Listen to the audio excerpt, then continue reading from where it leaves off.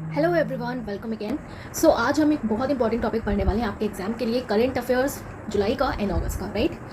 जैसे कि आपका आने वाला एग्जाम है स्टेट पीसीएस का, तो उसके रिस्पेक्ट में ये वीडियो मैं लेके आई हूँ क्योंकि आपका रिक्वेस्ट था करंट अफेयर्स का।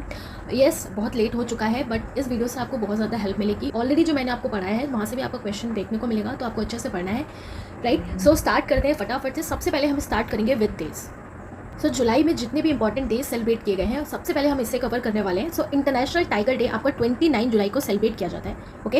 एंड इस बार 25 जून को आपका एक न्यू डे इंट्रोड्यूस किया गया। वो कौन सा दिवस है आपको ध्यान रखना है, संविधान हत्या दिवस, राइट। कॉन्स्टिट्यूशन मर्डर डे जिसे आप कह सकते हैं, इसे अनाउंस किया गवर्नमेंट ऑफ इंडिया ने 25 जून 1975 को। आपको पता है नेशनल इमरजेंसी लगी थी और उस टाइम हमारी पीएम कौन थी, इंदिरा गांधी थी।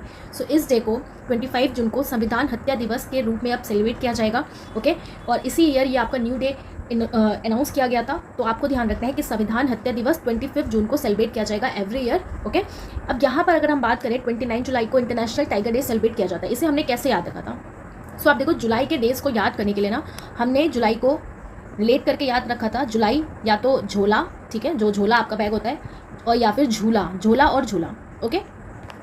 सो यहाँ पर अगर आप देखो, अब टाइगर को देखते हैं ना, टाइगर के कोई किसी भी आप रिजर्व में जा रहे हो, ठीक है, बायोस्फीयर रिजर्व वगैरह में जा रहे हो, वाइल्ड लाइफ रिजर्व में जा रहे हो, तो वहाँ पे वार्निंग लिखी रहती है कि टाइगर के पास जाना अलाउ नहीं होता। तो हमने इसे याद रखा था ना कि do not allow, do not allow, tiger के पास जाना ना अलाउ नहीं है भाई, वरना झोल हो जाएगा, झोल। तो डू नॉट से दोनों, ऐसे हमने याद रखा था, दोनों झोल हो जाएगा, झोल से जुलाई, right. So international tiger day आपका 29 जुलाई को सेलिब्रेट किया जाता है।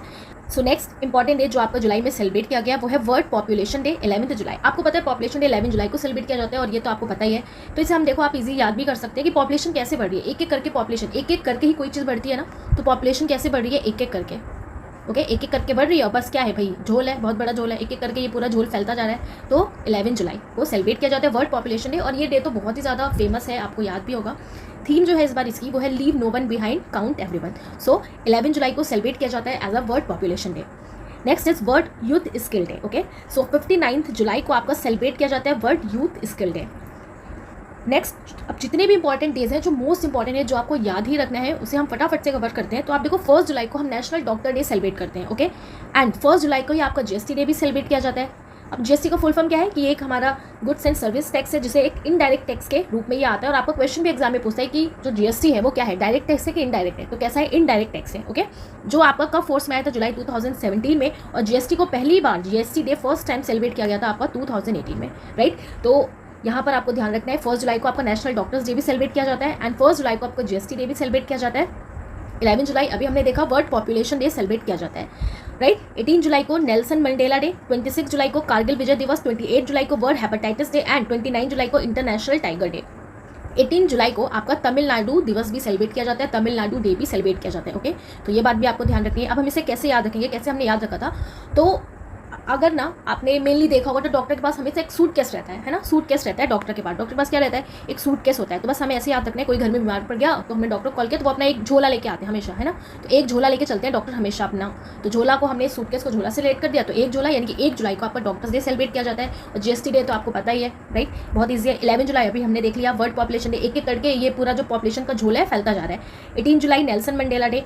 अब ये डे इतना इंपॉर्टेंट नहीं है, बट अगर आप इसको याद करना चाहें, जैसे हमने इससे पहले याद रखा था कि यहाँ पर नेल्सन मंडेला यानी कि एक सन है, ठीक है, कितने साल का है वो, 18 साल का है। उसका हमेशा मन करता रहता है झूला झूलने का, हमेशा उसका मन करता है कि भाई मुझे झूला झूलना है। तो 18 साल का एक सन है जिसे झूला झूलना है, तो नेल्सन हो जाएगा 18 से 18, और झूला से आपका जुलाई हो जाएगा, राइट। तो झूला जुलाई, तो 18 जुलाई को सेलिब्रेट किया जाता है नेल्सन मंडेला डे। और तमिलनाडु दिवस भी आपका 18 जुलाई को सेलिब्रेट किया जाता है।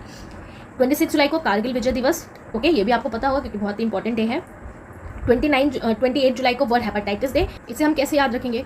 सो आप देखो, जब भी हम कभी भी झूले पे बैठते हैं, है ना, ऑटोमेटिक ऐसा होता है कि हम टाइट से उसे पकड़ लेते हैं, टाइट से पकड़ लेते हैं, राइट। जब भी हम झूले पे बैठते हैं टाइट से पकड़ लेते हैं दोनों हाथों से। तो बस आपको इसको ऐसे याद रखना है, दोनों हाथों से झूले को पकड़ लेते हैं, टाइट, हेपेटाइट। सो हेपेटाइटिस डे आपका सेलिब्रेट किया जाता है 28 जुलाई को, राइट। 29 जुलाई को international tiger day. So next अब हम देखने वाले हैं इंपॉर्टेंट अपॉइंटमेंट्स को। सो फर्स्ट है UPSC chairman. So recently UPSC के दूसरे चेयरमैन किसे अपॉइंट किया गया, यानी कि न्यू चेयरमैन प्रीति सुडान को। आपको पता है यूपीएससी को लेकर बहुत ज़्यादा कंट्रोवर्सी हुई, और जो मनोज सोनी थे वो हट गए, किसको बनाया गया, प्रीति सुडान को। तो यूपीएससी में भी ना बहुत सारे बच्चे हैं, तो आपको बस इसमें ऐसे ही याद रखना है कि कैसे आप इजी आंसर टिक कर सकते हो इजीली। तो आप देखो, यूपीएससी के चेयरमैन, तो यूपीएससी भी बहुत सारे बच्चे लिखते हैं, तो आपको बस याद रखना है यूपीएससी में भी ना बहुत ज़्यादा स्टूडेंट है।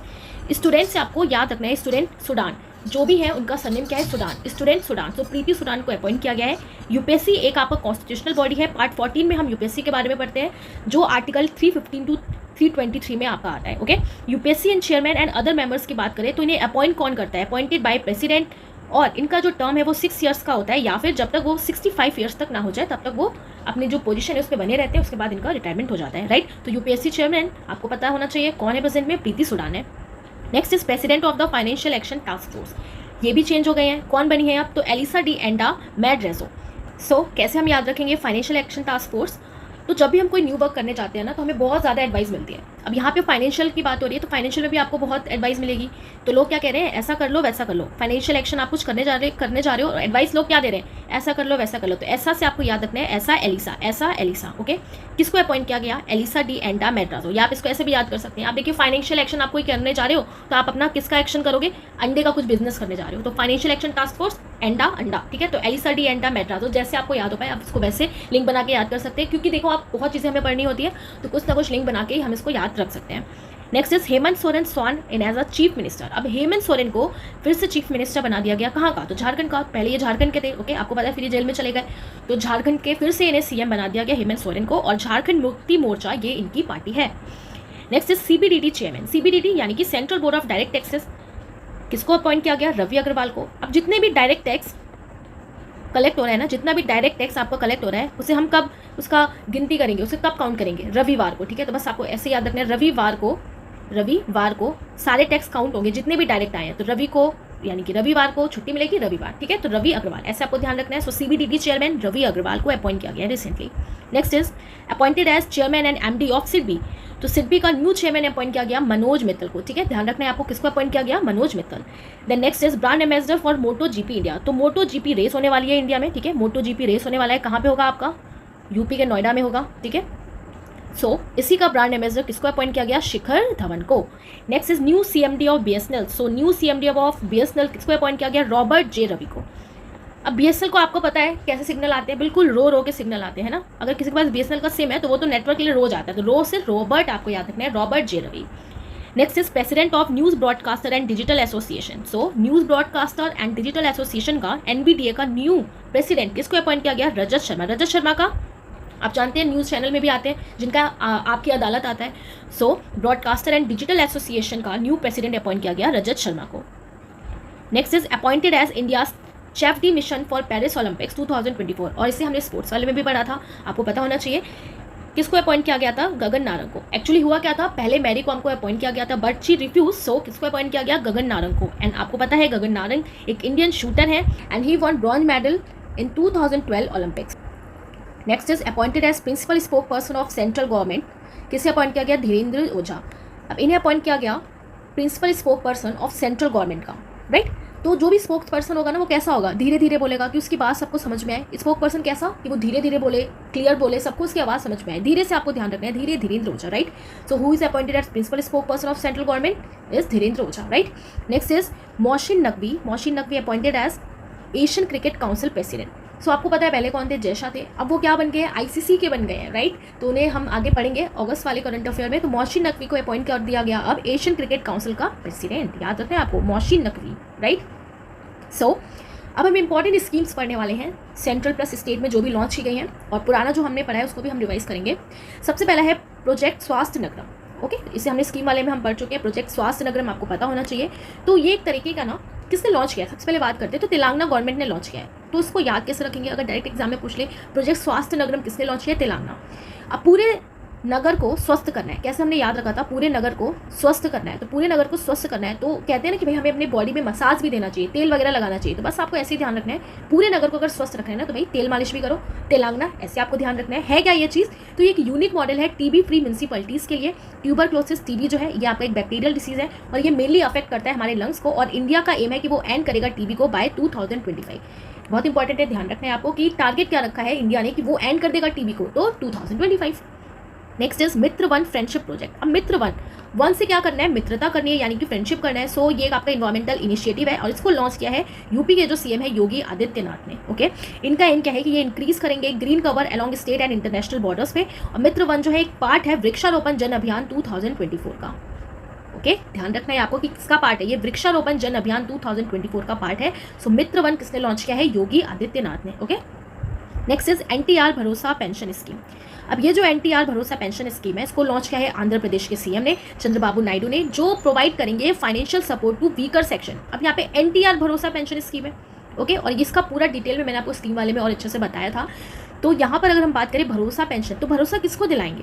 वीकर सेक्शंस को भरोसा दिला रहे हैं। कौन दिला रहा है? आंध्र प्रदेश की गवर्नमेंट। ठीक है, तो आप एक तरीके से आप याद कर सकते हैं, अंधेरा यानी कि जिसको नहीं दिख रहा क्लियरली उसको भी भरोसा दिला रहे हैं। तो जिसको क्लियर नहीं दिख रहा कब? अंधेरे में। ठीक है, उसको भी भरोसा दिलाया जा रहा है कि हम आपके साथ हैं। तो आंध्र प्रदेश, ऐसे आपको ध्यान रखना है। ओल्ड एज जो पीपल हैं, जो विडो है, जो वीवर्स, उनको 4000 पर मंथ दिया जाएगा। जो डिसेबल है उनको 6000 पर मंथ दिया जाएगा। एंड जो क्रॉनिक डिसीज के पेशेंट्स है, काफ़ी टाइम से उनकी जो प्रॉब्लम है, जो डिसीज से वो झेल रहे हैं वो सही नहीं हो पा रहा है, तो उनको 10,000 पर मंथ दिया जाएगा। ठीक है, तो एनटीआर भरोसा पेंशन स्कीम आपका आंध्र प्रदेश सीएम ने लॉन्च किया है। सीएम कौन है? चंद्रबाबू नायडू।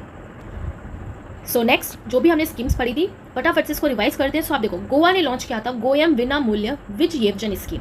अब गोवा से आप समझ जाओगे, गोयम गोवा यानी कि गोवा ने लॉन्च किया है। इसका एम क्या था? तो इसका एम था कि ये प्राइम मिनिस्टर का जो सूर्य घर मुफ्त बिजली योजना है, जो अभी बहुत ज़्यादा हाईलाइटेड है और इसको बजट में भी इसके बारे में बात की गई है, तो इसमें एम रखा गया है कि सोलर रूफटॉप इंस्टॉलेशन किया जाएगा गोवा में। क्योंकि अभी ये गोवा के रिस्पेक्ट में हम बात करें, क्योंकि गोवा के सीएम ने लॉन्च किया है, तो उन्होंने बोला कि जो प्राइम मिनिस्टर सूर्य घर मुफ्त बिजली योजना है, जो प्राइम मिनिस्टर जी ने लॉन्च की है, उसी की तरह हम अपने गोवा में भी एक सोलर रूफटॉप इंस्टॉलेशन गोवा में भी स्टार्ट करेंगे। और इनका भी एम होगा कि हम रेसिडेंशियल जो हाउस होल्ड हैं वो अपनी खुद की जो इलेक्ट्रिसिटी है उसको प्रोड्यूस कर सकें। ओके, तो पावर जो सोर्सेज हैं ट्रेडिशनल वगैरह ये वापस आ सके, यानी कि लोग खुद से अपना बिजली बना सके। और इसका ऑब्जेक्टिव क्या है कि सोलर रूफटॉप कैपेसिटी को बढ़ाना है और एम्पावर करना है रेसिडेंशियल हाउस होल्ड को कि वो अपनी खुद की इलेक्ट्रिसिटी प्रोड्यूस कर सके। बजट जो है सूर्य घर मुफ्त बिजली योजना का अगर हम बात करें तो ये आपका एक सेंट्रल स्कीम है जिसका आउटले रखा गया है ₹75,021 करोड़ का, और इसे इंप्लीमेंट किया जाएगा अंटिल 2026-27 तक, ये अच्छे तरीके से इंप्लीमेंट हो जाए। और गोवा का जो कंट्रीब्यूशन है ये ₹35 करोड़ है आपका गोयम विनामूल्य विज येवजन स्कीम में। ठीक है, गोयम से ही आप समझ जाओगे कि ये गोवा की है। बस आपको इसमें ये याद रखना है कि ये किस तरह की स्कीम है, कि सोलर रूफटॉप की स्कीम है। ओके, जो किसकी तरह लॉन्च किया गया है? जो प्राइम मिनिस्टर की जो एक सेंट्रल स्कीम है सूर्य घर मुफ्त बिजली योजना, उसी की तरह। नेक्स्ट इज मुख्यमंत्री निजूत मोइना स्कीम। अब ये जो निजूत मोइना स्कीम है ये आपका सामने लॉन्च किया है और इसका एम क्या है कि प्रमोट करना है हमें गर्ल्स एजुकेशन को एंड कर्व करना है चाइल्ड मैरिज को। ठीक है, तो गर्ल के एजुकेशन को प्रमोट करना है और कर्व करना है चाइल्ड मैरिज को। तो निजूत से हमने याद रखा था निजात दिलाना है। निजात दिलाना है किसको? निजात दिलाना है ऑसम गर्ल्स को निजात दिलाना है। ऑसम से आपको आसाम याद रखना है। ठीक है, तो आपसे पूछा जाएगा मुख्यमंत्री निजूत मोइना स्कीम क्या है, तो सबसे पहले कि ये एक ऐसी स्कीम है जिसको girls education and curve child marriage के लिए ऑप्शंस देके आप समझ जाओगे किसने लॉन्च किया? असम ने लॉन्च किया। ठीक है, इस स्कीम के बेनिफिट्स क्या है? क्या मिलेगा बेनिफिट गर्ल्स को? अगर गर्ल्स को आपको उनका जो शिक्षा है उसको प्रमोट करना है, चाइल्ड मैरिज को कम करना है, तो क्या आप इसमें ऑफर दोगे? तो क्या बोला गवर्नमेंट ने कि हम क्या करेंगे, हम हायर सेकेंडरी एजुकेशन के लिए 1000 पर मंथ देंगे। ठीक है, 1000 ग्रेजुएशन कोर्सेज के लिए 1200 पर मंथ देंगे and PG and BEd courses के लिए पोस्ट ग्रेजुएशन एंड बीएड आपका जो टीचिंग का डिग्री होता है उसके लिए ये 2500 रुपीज़ देंगे पर मंथ। ठीक है, सो आसाम इजूत मोहिना स्कीम। अब ये इजूत यहाँ पे निजूत, ओके, निजूत मोइना स्कीम, निजूत से निजात, निजात दिलाने किसको? ऑसम गर्ल्स को, ऑसम यानी कि असम, ऐसे आप इसको याद कर सकते हैं। Next is top in PM Svanidhi scheme as best performing state में। तो स्वनिधि योजना में किसने बेस्ट परफॉर्मेंस दिया? तो मध्य प्रदेश ने दिया है। अब इसने सपोर्ट किया है अर्बन स्ट्रीट वेंडर्स को with collateral free loans. Okay, तो ये आपका एक स्कीम भी है आपका पीएम स्वनिधि स्कीम, और इसमें मध्य प्रदेश ने टॉप किया है कि प्रभावी ढंग से ये शीर्ष पर रहा। जो आपके स्ट्रीट वेंडर्स हैं, ओके, उनको इन्होंने समर्थन किया और जो कोलेटरल जो उनके लोन वगैरह होते हैं उनको फ्री किया है। और पीएम स्वनिधि स्कीम जो है ये एक स्ट्रीट वेंडर्स के लिए आपकी स्कीम थी जिन्हें आत्मनिर्भर निधि भी कहा गया है, और ये लॉन्च हुआ था आपका 2020 में। ठीक है, किसने लॉन्च किया था? Ministry of housing and urban affair ने इस स्कीम को आपका लॉन्च किया था। सो पीएम स्वनिधि स्कीम में किसने टॉप किया है? मध्य प्रदेश ने टॉप किया है। Next is smart city mission, और ये आपका सेंट्रली स्पॉन्सर्ड एक स्कीम थी आपकी, और ये लॉन्च हुई थी 2015 में। से हमने याद रखा था ना कि स्मार्ट सिटी, अब कहते हैं ना कि पैंट वगैरह में स्मार्ट लगते हैं, ट्राउजर में स्मार्ट लगते हैं, फॉर्मल ड्रेस में, तो बस आपको ऐसे याद रखना है स्मार्ट लगते हैं पैंट वगैरह में। पैंट से 2015 में से लॉन्च किया गया था। इसका एम था कि हमें ट्रांसफॉर्म करना है 100 सिटीज़ को to provide core infrastructure, clean environment मिले, सस्टेनेबल एनवायरमेंट मिले। और अगर हम बात करें तो most number of smart cities कहाँ पर आपकी पाई गई, कहाँ पर हैं? सो उत्तर प्रदेश में। ओके, सो उत्तर प्रदेश को कंसीडर किया गया कि यहाँ पे सबसे ज़्यादा स्मार्ट सिटीज़ हैं, और ये जो आपका एक पूरा स्कीम है स्मार्ट सिटी बनाने का, ये 2015 में लॉन्च किया गया था by PM Modi. Okay, next is India का फर्स्ट एस्ट्रो टूरिज्म इनिशिएटिव जो है जिसका नेम है नक्षत्र सभा। ये आपका किसने लॉन्च किया है? तो लॉन्च किया है उत्तराखंड के सीएम। कौन है? पुष्कर सिंह धामी। उत्तराखंड, ठीक है, सो हमने इसे कैसे याद रखा था कि यहाँ पर नक्षत्र सब नक्षत्र मतलब आप समझ गए, नक्षत्र यानी कि तारा, तारा उत्तरा, तो किसने लॉन्च किया? उत्तराखंड के सीएम ने।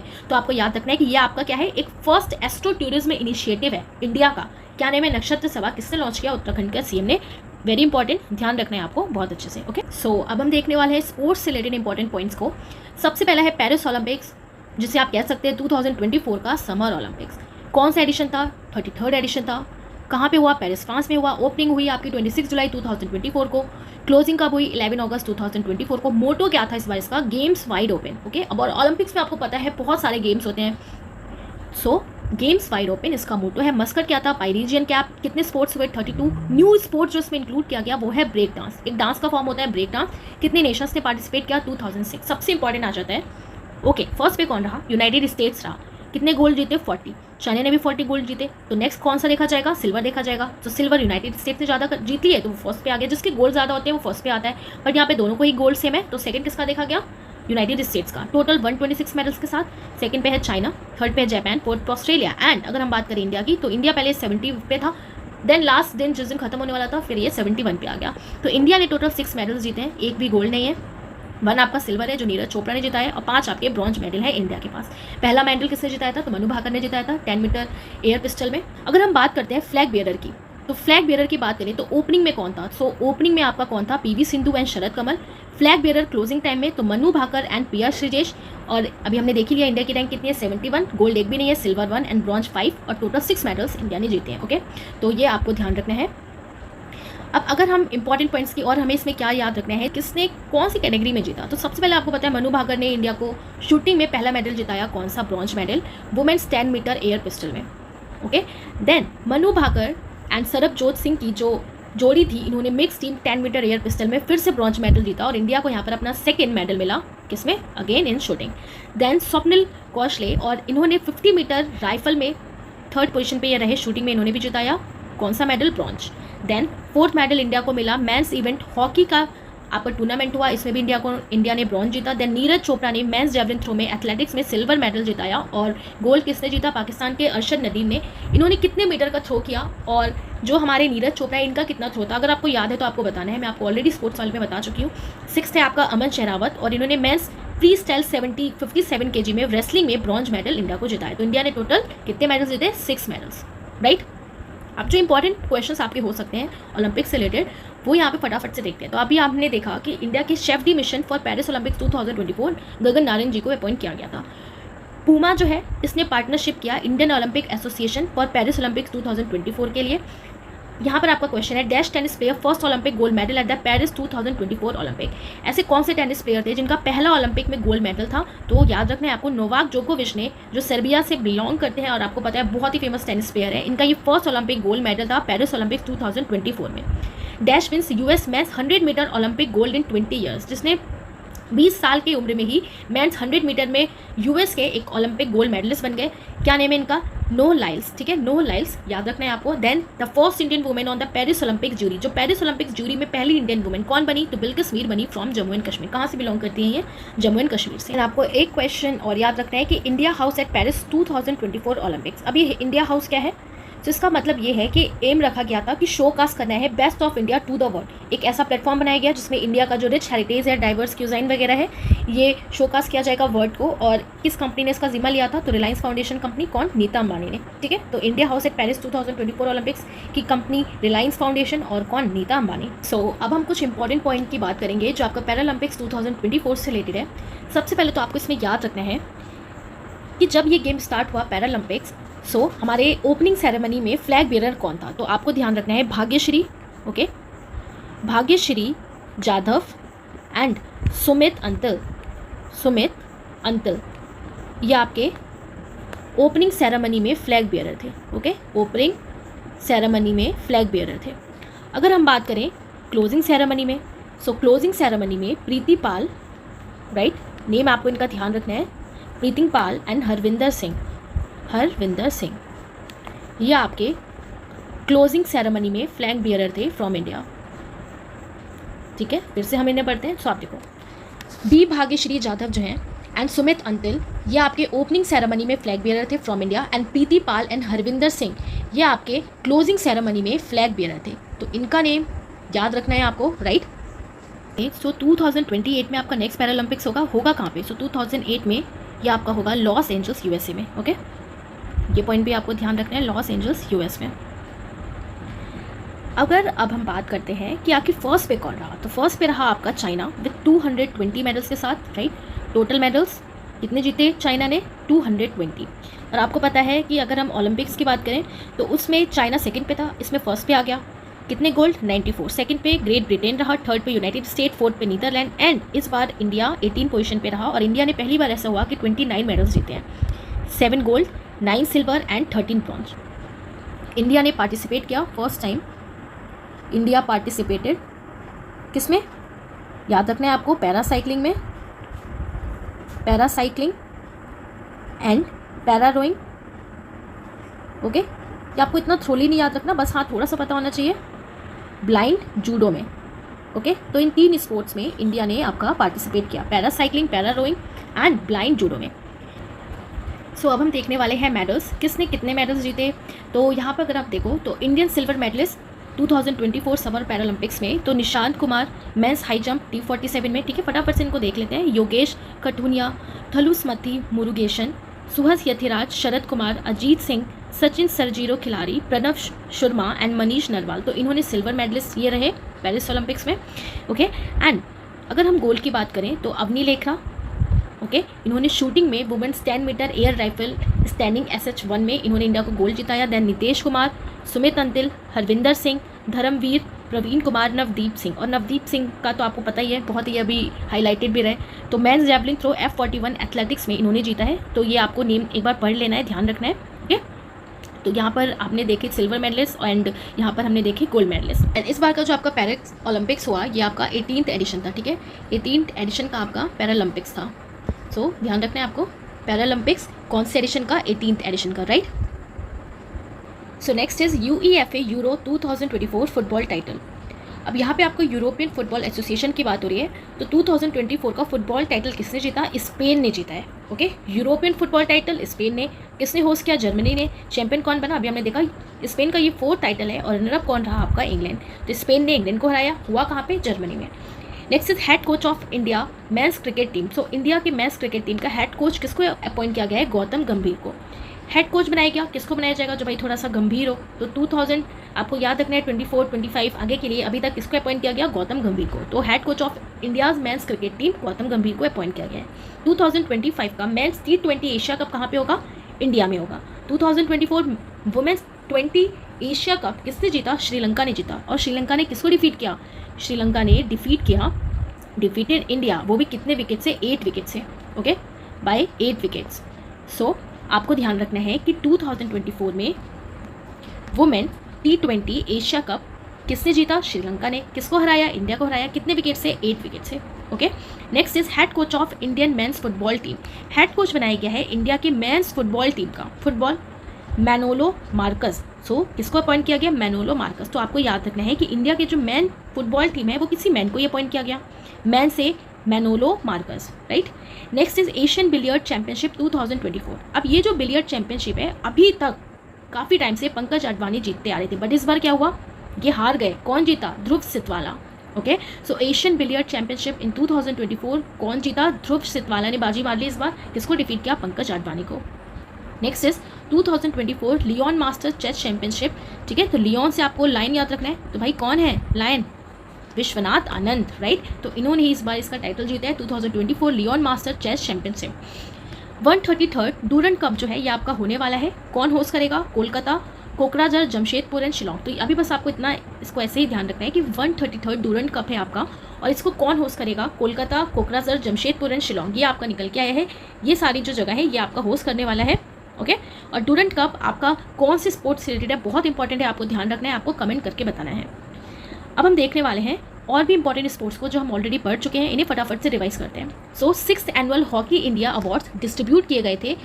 ये कौन से आपके टाइटल से दिया गया? Were named the players of the year for 2023 in men's and women's category. Okay, so both in man and women category में किसको मिला? सो हार्दिक सिंह को मिला मेंस में एंड सलीमा तेते को मिला वुमेन्स में।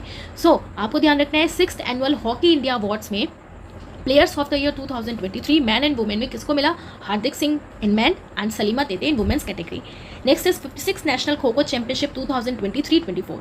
सो खो खो चैंपियनशिप हुई आपकी, कौन जीता? महाराष्ट्र जीता, और महाराष्ट्र ने जीता है इसमें both in man and women category में। किसको डिफीट किया? इंडियन रेलवे की टीम को। और वुमेन्स टाइटल में किसको डिफीट किया? एयरपोर्ट अथॉरिटी ऑफ इंडिया को, राइट। सो खो खो लिखा है ना, कैसे याद रखोगे? तो आप देखो खो खो से हमें खांसी याद रखना है। जब हमारे सामने कोई बहुत ज़्यादा खांसता है या हमें खुद खांसी आती है ना, तो हम अपना थोड़ा सा रास्ता चेंज कर लेते हैं, है ना, थोड़ा सा साइड हो जाते हैं रास्ता। तो बस आपको ऐसे ही ध्यान रखना है कि खो खो अगर आपसे पूछेगा 56 नेशनल खो खो चैंपियनशिप 2023-24 का कहाँ पे हुआ, तो आपको ध्यान रखना है कहाँ पे हुआ, नहीं कौन जीता। सो महाराष्ट्र जीता, राइट। कैसे याद रखा कि भाई जब खांसी वगैरह आती है तो क्या हो जाता है, जब खांसी आती है थोड़ा सा रास्ता चेंज कर लेते हैं, तो महाराष्ट्र हो जाएगा। और महाराष्ट्र ने जीता है both in man and women category में। मैन में हराया इंडियन रेलवे टीम को एंड वुमेन में हराया एयरपोर्ट अथॉरिटी ऑफ इंडिया को, right. Next is honoured with the prestigious hockey India Asunta Lakra award. तो असुंता लाखरा अवार्ड दिया गया है दीपिका सोरेन को, जो इंडिया वुमेन्स हॉकी टीम की प्लेयर है।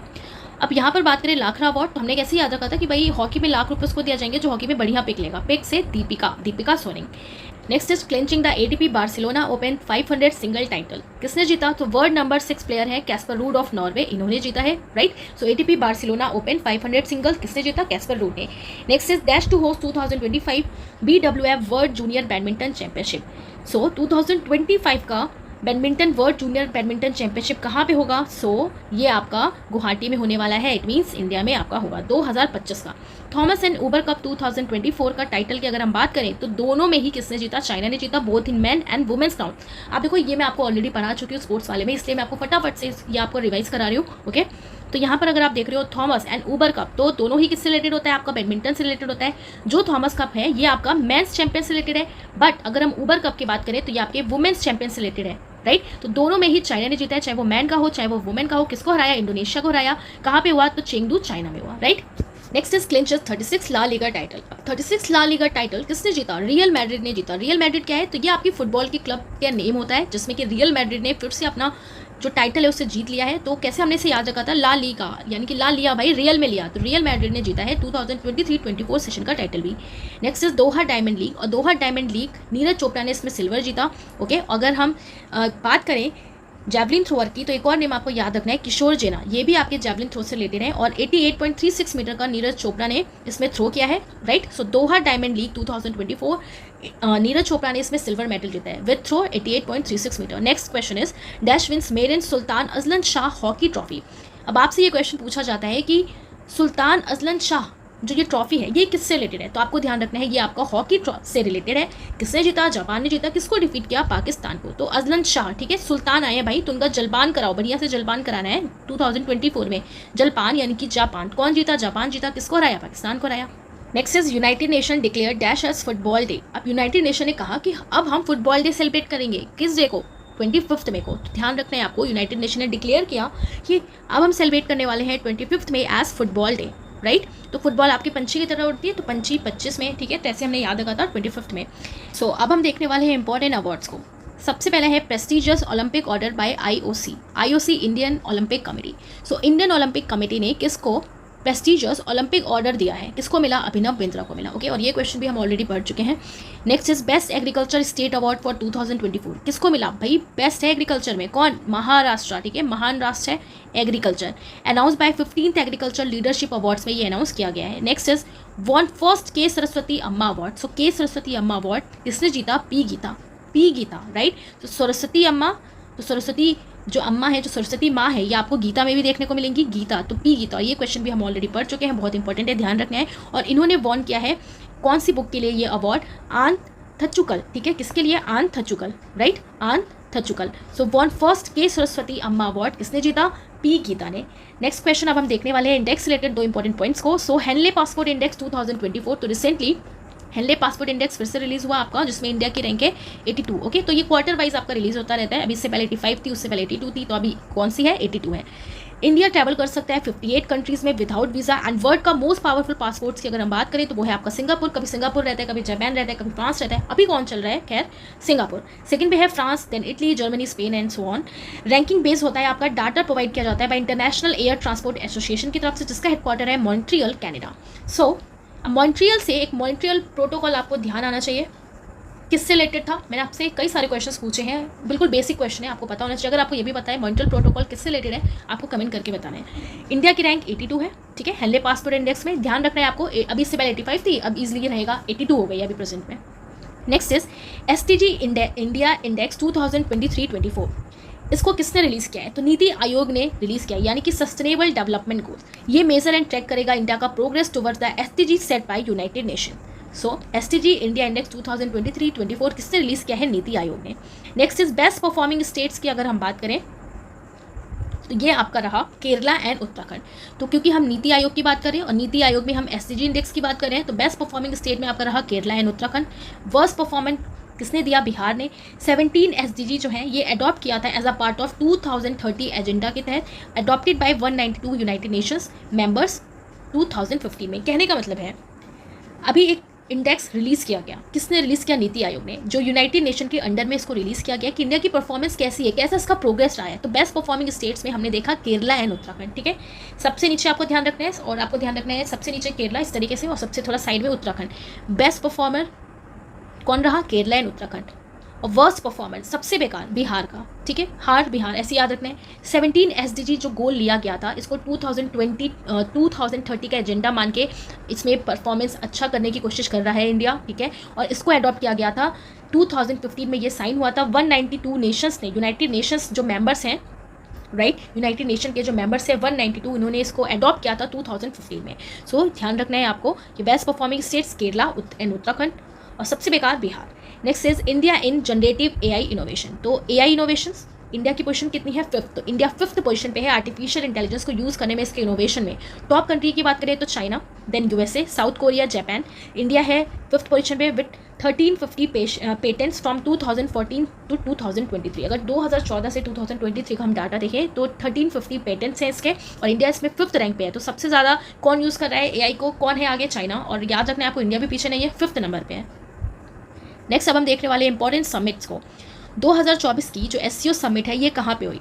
तो कहाँ पे हुई? आपकी कजाकिस्तान में, right, held in Astana Kazakhstan. From India external affair minister जो है S जयशंकर, इन्होंने पार्ट लिया इंडिया की तरफ से। बेलारूस जो है इसका 10th मेंबर बना है SCO का। SCO समिट 2023 इंडिया ने करवाई थी, 2025 आपका चाइना होस्ट करेगा। अब अगर हम यहाँ पर देखें SCO, तो आपको पता है SCO की फुल फॉर्म क्या होती है? Shanghai corporation organisation. हेडक्वार्टर कहाँ पे इसका? बीजिंग, चाइना में। तो अब शंघाई से हम कैसे इसको याद कर सकते हैं? शंघाई यानी कि शहनाई, है ना। अब शहनाई कहीं पे तो बजेगा ना, किसी तो स्थान पे बजेगा शहनाई। स्थान पे कजाकिस्तान, कहाँ बजेगी? किसी स्थान पे कजाकिस्तान। तो आपको ध्यान रखना है SCO यानी कि शंघाई कॉर्पोरेशन ऑर्गेनाइजेशन, हेडक्वार्टर कहाँ पे है? बीजिंग एंड चाइना में, बीजिंग चाइना में। तो शहनाई कहाँ बजेगी? किसी स्थान पे कजाकिस्तान। तो अस्ताना कजाकिस्तान में हुई। 2023 में इंडिया ने होस्ट किया था, याद रखना है आपको, 2023 में इंडिया ने होस्ट किया था। 2024 में कौन करेगा? चाइना। और बेलारूस जो है इसका 10th मेंबर बना है recently. Next question is 9th governing council meeting नीति आयोग ने करवाई, तो किसके अंडर में हुआ? PM मोदी के। कहाँ पे हुआ? Rashtrapati Bhavan cultural centre new Delhi में। Attended by 20 states and 6 UTs ने इसमें पार्टिसिपेट किया, इसको अटेंड किया। और जो नीति आयोग है इसका फुल फॉर्म क्या है? National institution for transforming India, जिसने रिप्लेस किया था प्लानिंग कमीशन को। कब आया था? 1 जनवरी 2015 में। हेडक्वार्टर कहाँ पे? न्यू दिल्ली। चेयरमैन कौन होते हैं? तो प्राइम मिनिस्टर होते हैं, नरेंद्र मोदी हैं। वाइस चेयरमैन कौन है? सुमन बेरी, राइट। तो यहाँ पर अगर हम बात करें तो 9th governing council meeting NITI Aayog की, तो कहाँ पे होगा? ऑब्वियसली बात है हेडक्वार्टर यानी कि न्यू दिल्ली में हुआ है, राइट।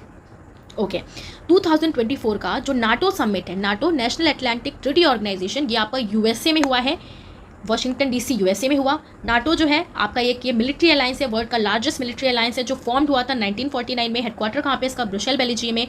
मेंबर्स है 32। लेटेस्ट कौन इसका मेंबर बना? Sweden and Finland. और रिसेंटली नाटो का एक न्यू प्रेसिडेंट अपॉइंट किए गए हैं। अगर आपको ध्यान है तो वो भी आपको कमेंट करके बताना है कि नाटो के न्यू प्रेसिडेंट किसे अपॉइंट किया गया है। Next question is 46 UNESCO world heritage committee session. अब वर्ल्ड हेरिटेज कमिटी सेशन की बात हो रही है, कहाँ पर हुआ? इंडिया में।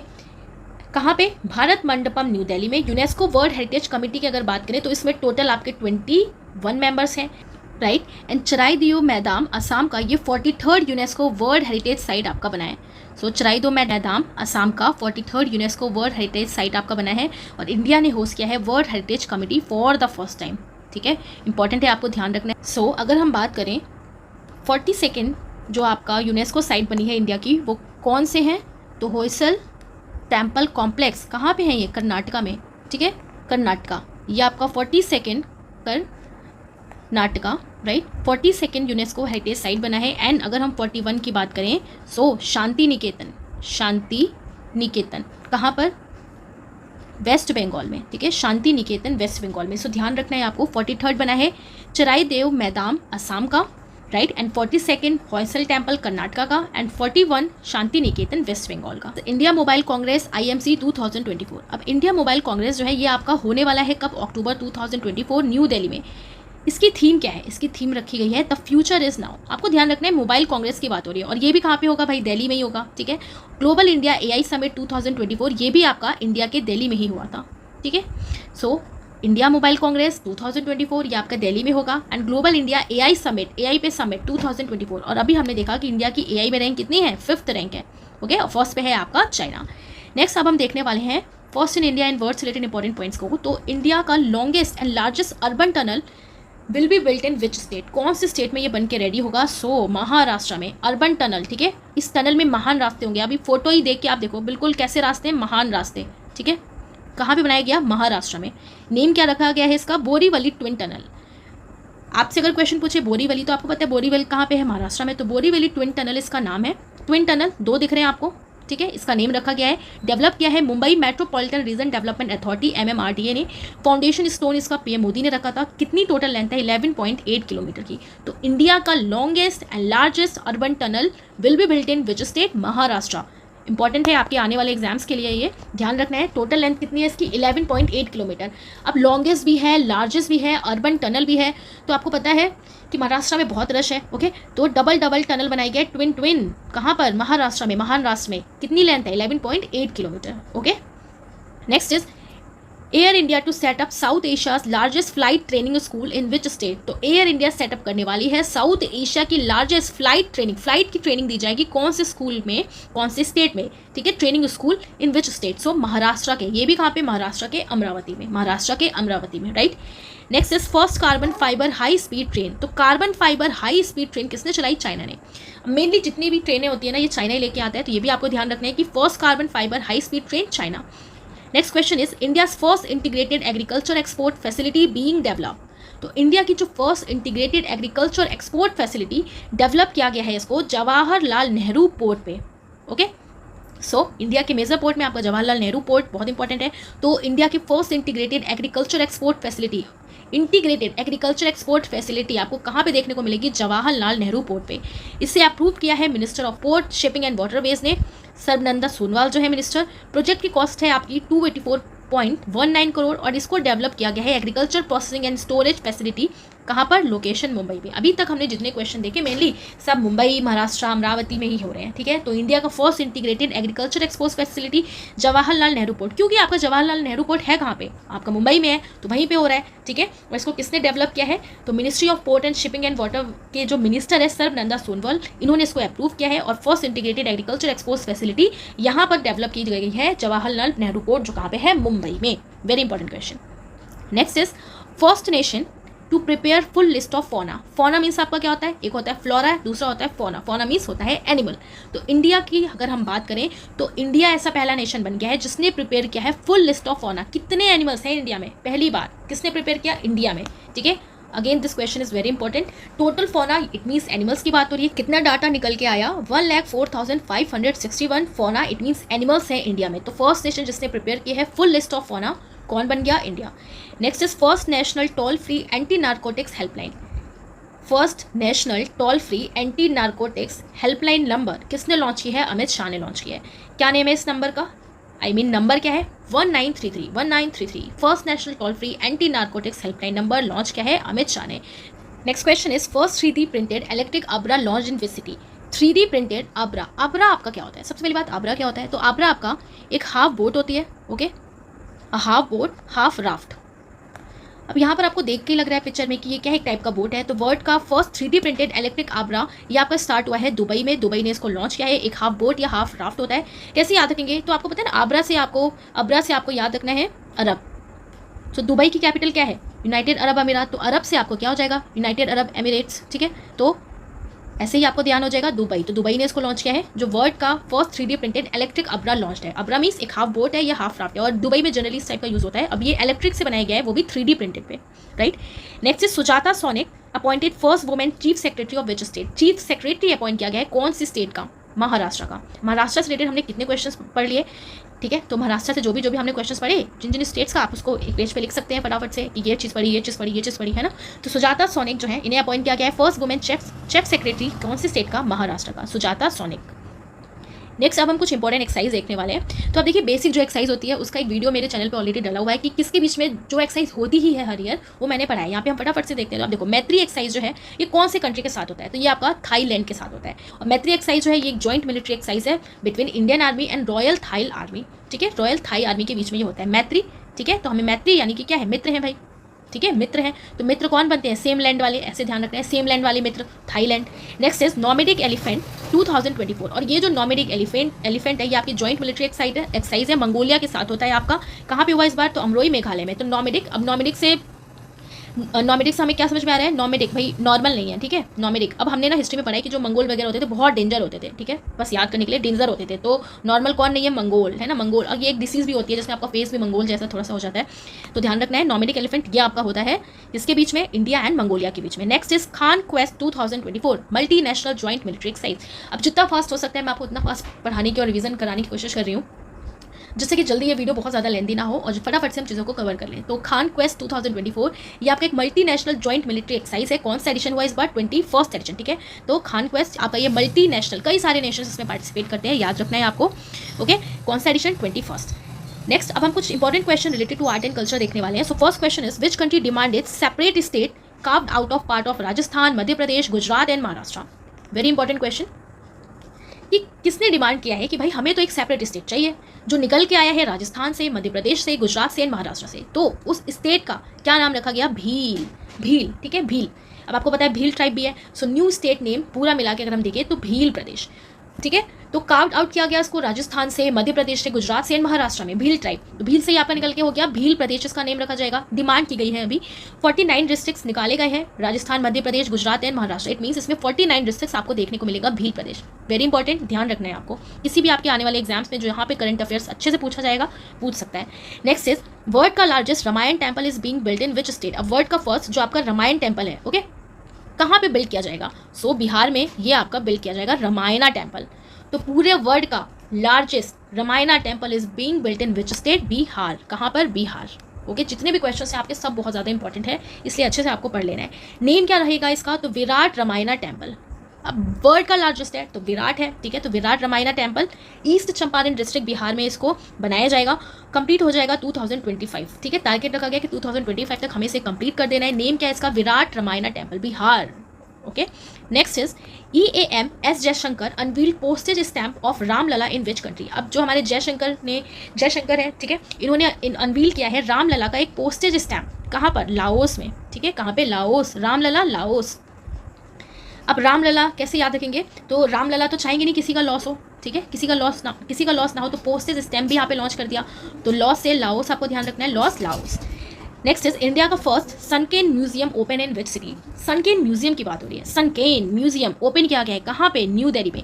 Humayun Tom complex new Delhi में इसको ओपन किया गया। हुमायूं के मकबरे के कॉम्प्लेक्स के पास sunken museum. Next question is ministry launch project PARI for the 46 world heritage committee meeting? कौन सी मिनिस्ट्री ने लॉन्च किया है प्रोजेक्ट परी 46 वर्ल्ड हेरिटेज कमिटी मीटिंग में? तो मिनिस्ट्री ऑफ कल्चर। अब वर्ल्ड हेरिटेज की बात हो रही है तो ऑब्वियस सी बात है कौन होगा? Ministry of culture. प्रोजेक्ट परी जो है ये आपका public art of India, it means जो इंडिया का आर्ट है इसको पूरे वर्ल्ड में दिखाने के लिए, शोकास करने के लिए, इंडिया के रिच आर्टिस्टिक हेरिटेज को ये प्रोजेक्ट लाया गया है, प्रोजेक्ट परी, ओके। और इस प्रोजेक्ट के थ्रू 150 जो विजुअल आर्टिस्ट हैं इन्हें इन्वाइट किया गया है from all over the country. So project परी आपका रिलेटेड है इससे, जो कल्चर हेरिटेज है इंडिया का, उसके जो आर्ट है उसको दिखाने के लिए, शोकास करने के लिए। तो मिनिस्ट्री लॉन्च प्रोजेक्ट परी, कौन सी मिनिस्ट्री? मिनिस्ट्री ऑफ कल्चर ने। किस में लॉन्च किया? 46 वर्ल्ड हेरिटेज कमिटी की मीटिंग में। अब हम पढ़ने वाले हैं आपका अभी एक मंथ पहले बजट लॉन्च हुआ है 2024-25 का, क्योंकि न्यू गवर्नमेंट बनी तो न्यू गवर्नमेंट ने अपना बजट भी पेश किया। तो अब हम देखने वाले हैं इंपॉर्टेंट पॉइंट्स को रिलेटेड टू बजट। कुछ बजट का हम इंपॉर्टेंट पॉइंट्स और क्या देखेंगे कि आपको पता है ना कि जो हमारा बजट है सबसे ज़्यादा अगर हम बात करें तो किसने पेश किया है, या हम शुरुआत करते हैं अगर बजट की अगर आप बात करो तो बजट क्या हमारे आर्टिकल में बजट नेम से मेंशन है? नहीं, हमारे आर्टिकल में बजट नेम से कॉन्स्टिट्यूशन में मेंशन ही नहीं है। तो किस नेम से है? तो ये आपका मेंशन है एनुअल। किस नेम से? Annual financial statement, right. किस नेम से? एनुअल फाइनेंशियल स्टेटमेंट नेम से हमारे कॉन्स्टिट्यूशन में मेंशन किया गया है इन आर्टिकल 112 में। ओके। और फाइनेंशियल ईयर कब स्टार्ट होता है? 1 अप्रैल से 31 मार्च तक। मोस्ट टाइम किसने ये बजट को पेश किया है? तो मोस्ट ऑफ द टाइम किसने पेश किया है अभी तक? मोरारजी देसाई ने 10 टाइम। फुल टाइम प्रेसिडेंट की बात करें तो वुमेन में ये हमारी बन चुकी है निर्मला सीतारमन 7th टाइम। तो इसका इस बार टाइटल आपका क्या रखा गया है इस बजट का? विकसित भारत। ठीक है, टाइटल विकसित भारत। और ये आपका 4 वर्ग पे डिपेंड है, अभी हम इसको आगे देखने वाले हैं। तो मोस्ट टाइम जो बजट प्रेजेंट किया वो किसने किया है? मोरारजी देसाई ने 10 टाइम्स। टाइटल क्या है इसका? विकसित भारत है। इसने फोकस किया है इस बार 4 मेजर कास्ट पे। वो ये 4 मेजर कास्ट कौन कौन सी है? तो है आपका गरीब, ओके, महिलाएं, इट मीन्स वुमेन, युवा एंड फार्मर, यानी कि अन्नदाता। फार्मर को क्या कहा गया? अन्नदाता। तो गरीब, पुअर, महिलाएं, युवा, अन्नदाता या फिर फार्मर। तो ये फोकस एरिया है 4 मेजर कास्ट पे इस बजट में। ठीक है। थीम की बात करें तो थीम रखा गया employment, skilling, MSME and middle class. Employment, skilling, MSME and middle class, ये भी इंपॉर्टेंट है, आपको ध्यान रखना है। अगर हम बात करें टोटल बजट की, तो टोटल बजट का इस बार कितना टोटल बजट पेश किया गया? तो टोटल बजट आपका पेश किया गया है 48.2 लाख करोड़ का। ओके। एंड सबसे ज़्यादा जो बजट है वो किस पे एक्सपेंड करने की बात करता है? तो मिनिस्ट्री ऑफ डिफेंस में। कितना? तो ये आपकी बात करता है 4,54,773 करोड़। सेकंड नंबर पे रूरल डेवलपमेंट में खर्च किया जाएगा 2,65,808 करोड़। देन हेल्थ सेक्टर पे आपका खर्च किया जाएगा 89,287 करोड़। पूरा एक बार हम देख लेते हैं। तो यहाँ पर जो डाटा है आपका ऑब्वियसली बातें करोड़ में होगा, करोड़ में है। डिफेंस पे सबसे ज़्यादा 4 लाख समथिंग, रूरल डेवलपमेंट में 2,65,808 करोड़, देन एग्रीकल्चर में 1,51,851 करोड़। इसी तरीके से अगर आप एजुकेशन में देखो तो एजुकेशन में ये खर्च करेंगे 1,25,638, IT एंड टेलीकॉम में 1,16,342। पूरा आप डिटेल यहाँ पे देख सकते हैं। हेल्थ में 89,287। ओके। तो ये इस तरीके से खर्चा होने वाला है। जो बजट पेश किया गया है 48.2 लाख करोड़ का। अब इससे रिलेटेड इंपॉर्टेंट पॉइंट्स हम फटाफट से देखते हैं। तो आप देखिए कॉर्पोरेट टैक्स जो होता है उसका रेट पहले आपका 40% से अब कर दिया गया है 35%। ठीक है। तो कॉर्पोरेट टैक्स लगेगा 40% से कम करके 35% कर दिया गया है। सो नेक्स्ट आपको इंपॉर्टेंट पॉइंट ध्यान रखना है कि जो एंजल टैक्स है उसे अब खत्म कर दिया गया है किसी भी कैटेगरी के अगर वो इन्वेस्टर्स हैं with effect from annual year 2025-26। Okay. तो 2025-26 से ये आपका काम करेगा। चाहे वो कोई भी कैटेगरी के इन्वेस्टर्स हो तो आप उनको एंजल टैक्स नहीं देना पड़ेगा। अब बात आती है कि आखिर ये एंजल टैक्स है क्या? सो अब देखिए जितने भी जो स्मॉल आप कह सकते हैं जो स्टार्टअप वगैरह होते हैं और उनको कुछ पैसा चाहिए होता है कि वो अपना बिजनेस वगैरह कर सकें, बट गवर्नमेंट को लगता है कि नहीं मतलब इनके जो स्टार्टअप है इसमें दम नहीं है तो उनको लोन वगैरह नहीं मिल पाता। तो कुछ ऐसे इन्वेस्टर्स होते हैं जो उनको पैसे देते हैं। ठीक है। तो वो जो इन्वेस्टर्स उनको पैसे देते हैं ना तो उनको एंजल इन्वेस्टर्स कहा जाता है। ठीक है। एंजल्स इन्वेस्टर्स कहा जाता है। तो होता क्या था ना कि गवर्नमेंट जब वो इन्वेस्ट करने के लिए पैसा वगैरह देती थी तो गवर्नमेंट उस पर टैक्स लगाती थी। टैक्स इसलिए लगाती थी कि कहीं जो भी जिसका भी ये बिजनेस है जिसको ये पैसे चाहिए तो उसके साथ मनी लॉन्ड्रिंग ना हो जाए, कुछ फ्रॉड ना हो जाए, तो उसकी वजह से ये एंजल टैक्स लगाया जाता था। तो इसी को ही गवर्नमेंट ने अब खत्म कर दिया है। ठीक है। और ये आपका कब से स्टार्ट हो जाएगा? 2025-26 से ये पूरी तरीके से अप्लाई हो जाएगा। तो आपको ध्यान रखना है एंजल टैक्स को अब एबॉलिश कर दिया गया है। राइट। नेक्स्ट है पोलावरम प्रोजेक्ट जो है ये आपका एक प्रोजेक्ट है रिवर गोदावरी पे। ये भी इंपॉर्टेंट है। जितने भी पॉइंट्स आप देख रहे हो ना सब बहुत इंपॉर्टेंट है। इतना तो आपको पता होना चाहिए बजट में एटलीस्ट। तो पोलावरम प्रोजेक्ट जो है ये आपका रिवर गोदावरी पे स्टार्ट किया गया है। काफ़ी टाइम से चल रही पर्पस इरिगेशन प्रोजेक्ट है। गोदावरी रिवर को इसमें यूज़ किया जाएगा फॉर इरिगेशन। और बजट में ये बात की गई है कि जो गवर्नमेंट है वो इसमें ध्यान देगी, वो भी इसमें इन्वेस्ट करेगी कि ये प्रोजेक्ट जो है वो बहुत अच्छे से सक्सेसफुल हो जाए और ये जो मल्टीपर्पज़ इरिगेशन प्रोजेक्ट है ये जल्द से जल्द बन जाए और इसमें गवर्नमेंट भी अपना मदद करेगी, हेल्प करेगी आंध्र प्रदेश में। ठीक है। तो ये जो आंध्र प्रदेश का पोलावरम प्रोजेक्ट है तो याद रखना है आपको ये रिवर गोदावरी पे है आंध्र प्रदेश का। ये मल्टी इरिगेशन प्रोजेक्ट है जो काफ़ी बड़ा है और ये अभी अंडर कंस्ट्रक्शन है। ओके। तो अभी तक इसका कंस्ट्रक्शन कंप्लीट नहीं हुआ है, अभी ये चल रहा है। Next important point is salaried employ. It means जिन एम्प्लॉयज़ को भी सैलरी मिलती है तो पहले जो उनका डिडक्शन जो एक लिमिट रखी गई थी वो 50,000 थी, अब कितनी कर दी गई है? 75,000 कर दी गई है। तो निर्मला सीतारमन ने अपने बजट 2024-25 में ये अनाउंसमेंट किया कि वो जो इंक्रीज़ कर देंगी in the standard deduction for salaried individual from 50,000 to 75,000। तो कितना कर दिया गया? अब 75,000। Next is Purvodaya scheme. अब ये जो पूर्वोदय स्कीम है ये ईस्टर्न इंडिया के लिए ये आपकी स्कीम है। ठीक है।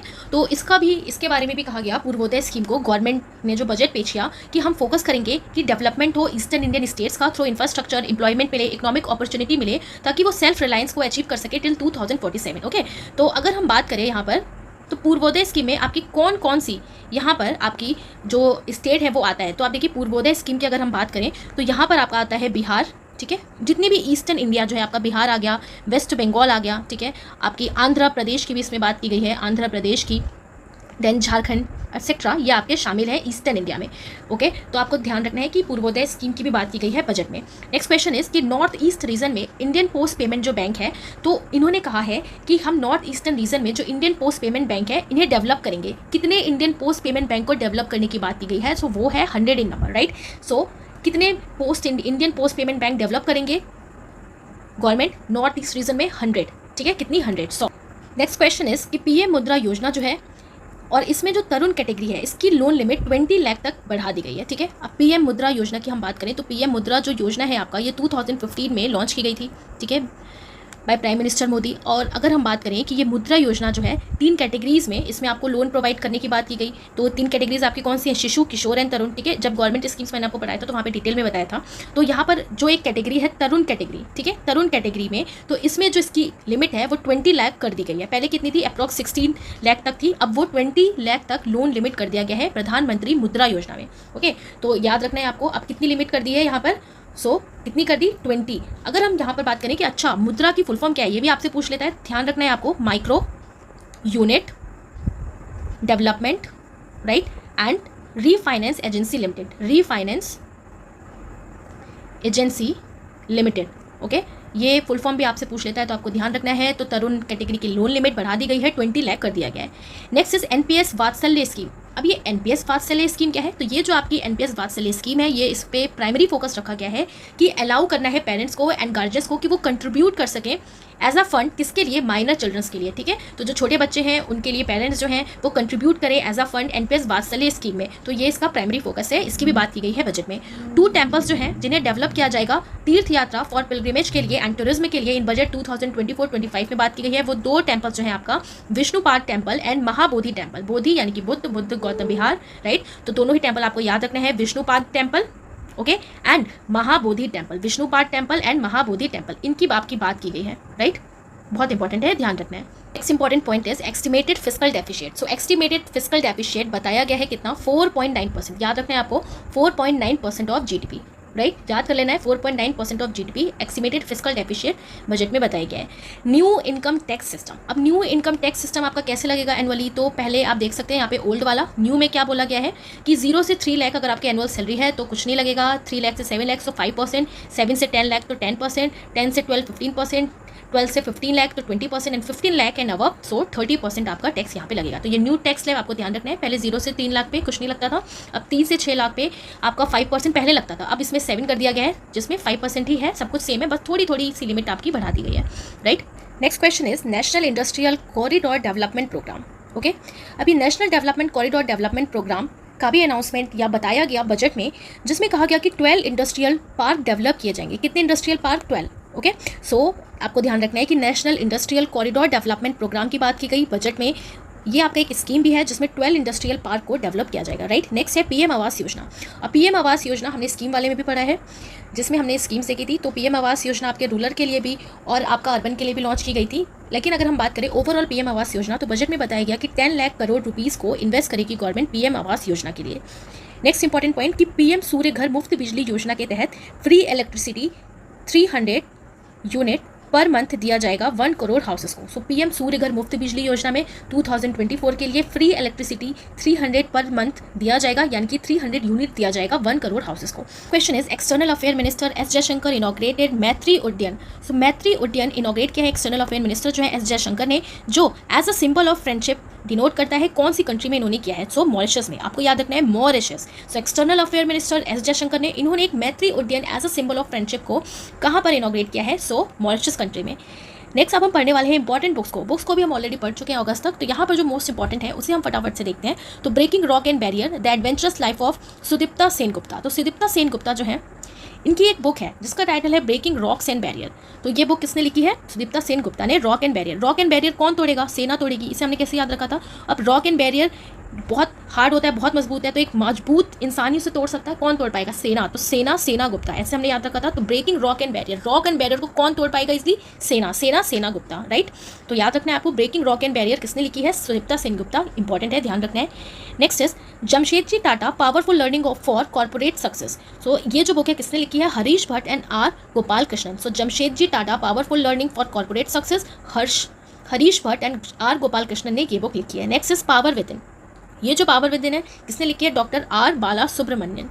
ठीक है, अब पावर कहाँ है? हमारे खुद के अंदर है। किसने लिखी? Doctor R Bala Subramanian. अब पावर कैसी होनी चाहिए? पावर हमारी अच्छा होना चाहिए। अब अच्छा होने का सेंस है कि कुछ गलत पावर ना हो आपके पास, कि आप उस पावर से दूसरों का भला कर सको। हमने इससे पहले भी कैसे याद रखा था कि पावर जो हमारी खुद के अंदर है ना, जिससे हम भला कर पाए, भला, तो बाला सुब्रमण्यन ने ये बुक लिखी है। नेक्स्ट है टिम वॉकर की द प्रिजनर ऑफ भोपाल। ये एक नॉवल है जो आपका 40th एनिवर्सरी सेलिब्रेट करता है भोपाल गैस ट्रेजेडी। अब भोपाल गैस ट्रेजेडी में कौन सी गैस लीक हुई थी? तो मिथाइल आइसोसाइनाइड। बहुत ही इंपॉर्टेंट और एक नॉर्मल सा क्वेश्चन है, बट फिर भी हम भूल जाते हैं, तो आपको ध्यान रखना है methyl isocyanide gas. Team Volker जो है, इन्होंने इसकी एनिवर्सरी सेलिब्रेट करते हुए ये नॉवल लिखी है द प्रिजनर ऑफ भोपाल। किसने? Tim Walker. अब जहाँ पे भोपाल गैस ट्रेजेडी हुई है वहाँ पे कोई वॉक भी नहीं करना चाहेगा, है ना। आपको पता है कितना ज़्यादा उसका इफेक्ट पड़ा था लोगों पे, तो बस आप इसको ऐसे भी याद कर सकते हैं और हम इसे ऐसे भी याद कर सकते हैं। जो प्रिजनर यानी कि जो कैदी है ना, वो इसलिए वॉक भी नहीं कर सकते, तो वॉकर ऐसे भी आप इसको याद कर सकते हैं। नेक्स्ट अब हम देखने वाले हैं फेस्टिवल को। तो जुलाई मंथ में आपका हरेला फेस्टिवल सेलिब्रेट किया गया। कहाँ पर? उत्तराखंड में। अब उत्तराखंड में फूलों की घाटी भी कहा जाता है, बहुत हरियाली भी है यहाँ पे, है ना, फूलों की घाटी। तो ये सब क्या है? हरियाली ही है। तो हरियाली कहाँ पर? उत्तराखंड में। तो उत्तराखंड में आपका सेलिब्रेट किया जाता है। और अभी कुछ टाइम पहले आपके एग्जाम के लिए हमने सारे स्टेट वाइड फेस्टिवल को भी रिवाइज किया था, तो आप उसको बार बार पढ़ते रहेंगे तो आपको ध्यान रहेगा। फूल देई यहाँ पर फेस्टिवल बहुत ही इंपॉर्टेंट है और फेमस है आपके एग्जाम के लिए। फूल देई फेस्टिवल सेलिब्रेट किया जाता है जो एज अ हार्वेस्ट फेस्टिवल की तरह आपका सेलिब्रेट होता है। ठीक है, हार्वेस्ट फेस्टिवल है उत्तराखंड का, याद रखना है आपको। ओके, फूल देई। Next is PM president. तो अभी रिसेंटली पीएम प्रेसिडेंट अपॉइंट हुए, इसे फटाफट से देखते हैं। तो आप देखिए केपी शर्मा ओली जो हैं, ये 3rd टाइम प्राइम मिनिस्टर बने हैं। कौन सी कंट्री के? नेपाल के। तो ये पहले भी थे केपी शर्मा ओली, ये फिर से बन गए हैं, राइट। नेक्स्ट है मसूद पेजेश्कियन जो है, ये प्रेसिडेंट बने हैं कौन सी कंट्री के? तो ईरान के, ईरान। तो मसूद पेजेश्कियन ईरान के न्यू प्रेसिडेंट अपॉइंट हुए हैं। Next question is Keir Starmer become new prime minister of which country? तो न्यू प्राइम मिनिस्टर बने हैं कीर स्टारमर। कौन सी कंट्री के? United Kingdom. अब किंगडम से हम इसे कैसे याद रखेंगे? किंगडम, ठीक है। अब किंग जो है एज अ स्टार होता है वो, है ना। किंग क्या है? अपने में खुद में, भाई मैं तो स्टार हूँ, मैं तो स्टार हूँ, है ना। तो किंग अपने आप को स्टार समझता है, स्टारमर। ऐसे आपको ध्यान रखना है। Keir Starmer become new president of which country? United Kingdom. Next question is Paul Kagame re elected for 4th term as president of which country? Paul Kagame 4th time ये बने हैं। कौन? रवांडा के। क्या नाम है इनका? Paul Kagame Rwanda. ठीक है, तो ये 4th टाइम प्रेसिडेंट अपॉइंट हुए हैं कौन सी कंट्री के? रवांडा के। सो अब हम देखने वाले हैं कुछ important miscellaneous question. So first is after 350 years brought back from London Victoria and Albert Museum. 350 साल बाद लंदन के विक्टोरिया एंड अल्बर्ट म्यूजियम से क्या वापस लाया गया है? सो करेक्ट आंसर आपका क्या है? बाघ नख। अब ये बाघ नख क्या होता है? ठीक है, क्या है? बाघ नख। तो आप देखिए, जिसे हम टाइगर क्लॉ भी कह सकते हैं, तो यहाँ पर आप देख सकते हैं, ठीक है। सो देखिए, ये जो एक बाघ नख है, जो एक बाघ का जो पंजा होता है ना, क्लॉ होता है, उसके आकार का ये आपका एक टूल है, एक हथियार है, एक वेपन आप इसे कह सकते हैं, जिसे रिसेंटली अभी लंदन के म्यूजियम से लाया गया है। और आपको पता होगा, अगर आपने कभी इसकी पूरी स्टोरी सुनी होगी। और इसे रखा कहाँ गया? पहले हम इसे देख लेते हैं। तो इसे रखा गया है सतारा के म्यूजियम में। छत्रपति शिवाजी जी महाराज जो थे, उन्होंने किल किया था अफजल खान को, ठीक है, इन 1659 में प्रतापगढ़ फोर्ट इन सतारा। तो सतारा जो जिला है आपका, वहाँ के प्रतापगढ़ फोर्ट में इन्होंने अफजल खान को इससे किल किया था। और अफजल खान जो था, ये जनरल था आदिल शाही डायनेस्टी का बीजापुर सल्तनत में। तो याद रखना है आपको, ये बाघ नख को रिसेंटली अभी लंदन के विक्टोरिया एंड अल्बर्ट म्यूजियम से लाया गया है। तो इससे रिलेटेड आपको ये क्वेश्चन पूछ सकता है हिस्ट्री का, ठीक है। तो किसने किसको किल किया था? छत्रपति शिवाजी महाराज ने अफजल खान। ये काफ़ी फेमस क्वेश्चन भी है, बस आपको ये ध्यान रखना है कि ये जो बाघ नख है, जो बाघ नख जो टाइगर का क्लॉ है, पंजा है, इसके शेप का जो हथियार है, इसे वापस लाया गया है, ठीक है। तो यहाँ पर आप इस पिक्चर में देख सकते हैं, ठीक है, पूरा उसका पूरा इमेज बनी हुई है, ये पूरा आपका tiger claw, right. Next question is operation Nanhe Farishte. अब ऑपरेशन नन्हे फरिश्ते से आपको समझ में आ रहा है कि ये नन्हे यानी कि बच्चों की बात हो रही है, और ये हम पहले भी पढ़ चुके हैं करंट अफेयर में। सो आप देखिए, ये जो ऑपरेशन नन्हे फरिश्ते है, ये एक डेडिकेटेड चाइल्ड रेस्क्यू इनिशिएटिव है। किसने इसको लॉन्च किया था? तो आरपीएफ रेलवे प्रोटेक्शन फोर्स ने इसको लॉन्च किया था। और इस ऑपरेशन के तहत जो भी बच्चे हैं उनको रेस्क्यू करना था कि वो चाइल्ड ट्रैफिकिंग से बच सकें, ठीक है। तो ड्यूरिंग 2018-2024 आरपीएफ ने सेव किया है 84,119 चिल्ड्रन को फ्रॉम ट्रैफिकिंग, राइट। तो ये इंपॉर्टेंट याद रखना है आपको कि ऑपरेशन नन्हे फरिश्ते, नन्हे यानी कि बच्चे से रिलेटेड है, बच्चों को बचाना है। किसने लॉन्च किया था? आरपीएफ ने, रेलवे प्रोटेक्शन फोर्स ने। और इस ऑपरेशन के तहत ड्यूरिंग 2018-2024 आरपीएफ ने सेव किए 84,119 चिल्ड्रन फ्रॉम ट्रैफिकिंग।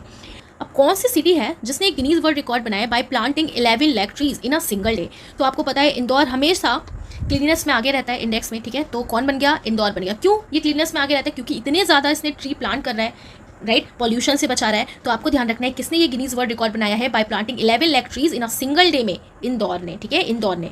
तो यहाँ पर आप देख सकते हैं प्लांटेशन पूरे सैपलिंग्स लगाए जा रहे हैं, राइट। सो जुलाई के जितने भी इंपॉर्टेंट करंट अफेयर्स थे, मोस्ट इंपॉर्टेंट क्वेश्चंस यहाँ पे मैंने लिए हैं, जो आपके एग्जाम में डेफिनेटली देखने को मिलेगा। बस शर्त है आपको इसको अच्छे से पढ़ना है, रिवीजन करना है, तभी आपको याद रहेगा, ठीक है। एंड अब हम देखने वाले हैं अगस्त के इंपॉर्टेंट करंट अफेयर्स को। सो अब हम स्टार्ट करने वाले हैं अगस्त के important current affairs. We will start with days. So first day आपका जो सेलिब्रेट किया गया है, बहुत इंपॉर्टेंट, नेशनल स्पेस डे। आपको पता है 2023 से आपका नेशनल स्पेस डे अनाउंस किया गया बाय पीएम मोदी कि अब हम 23 अगस्त को नेशनल स्पेस डे सेलिब्रेट करेंगे।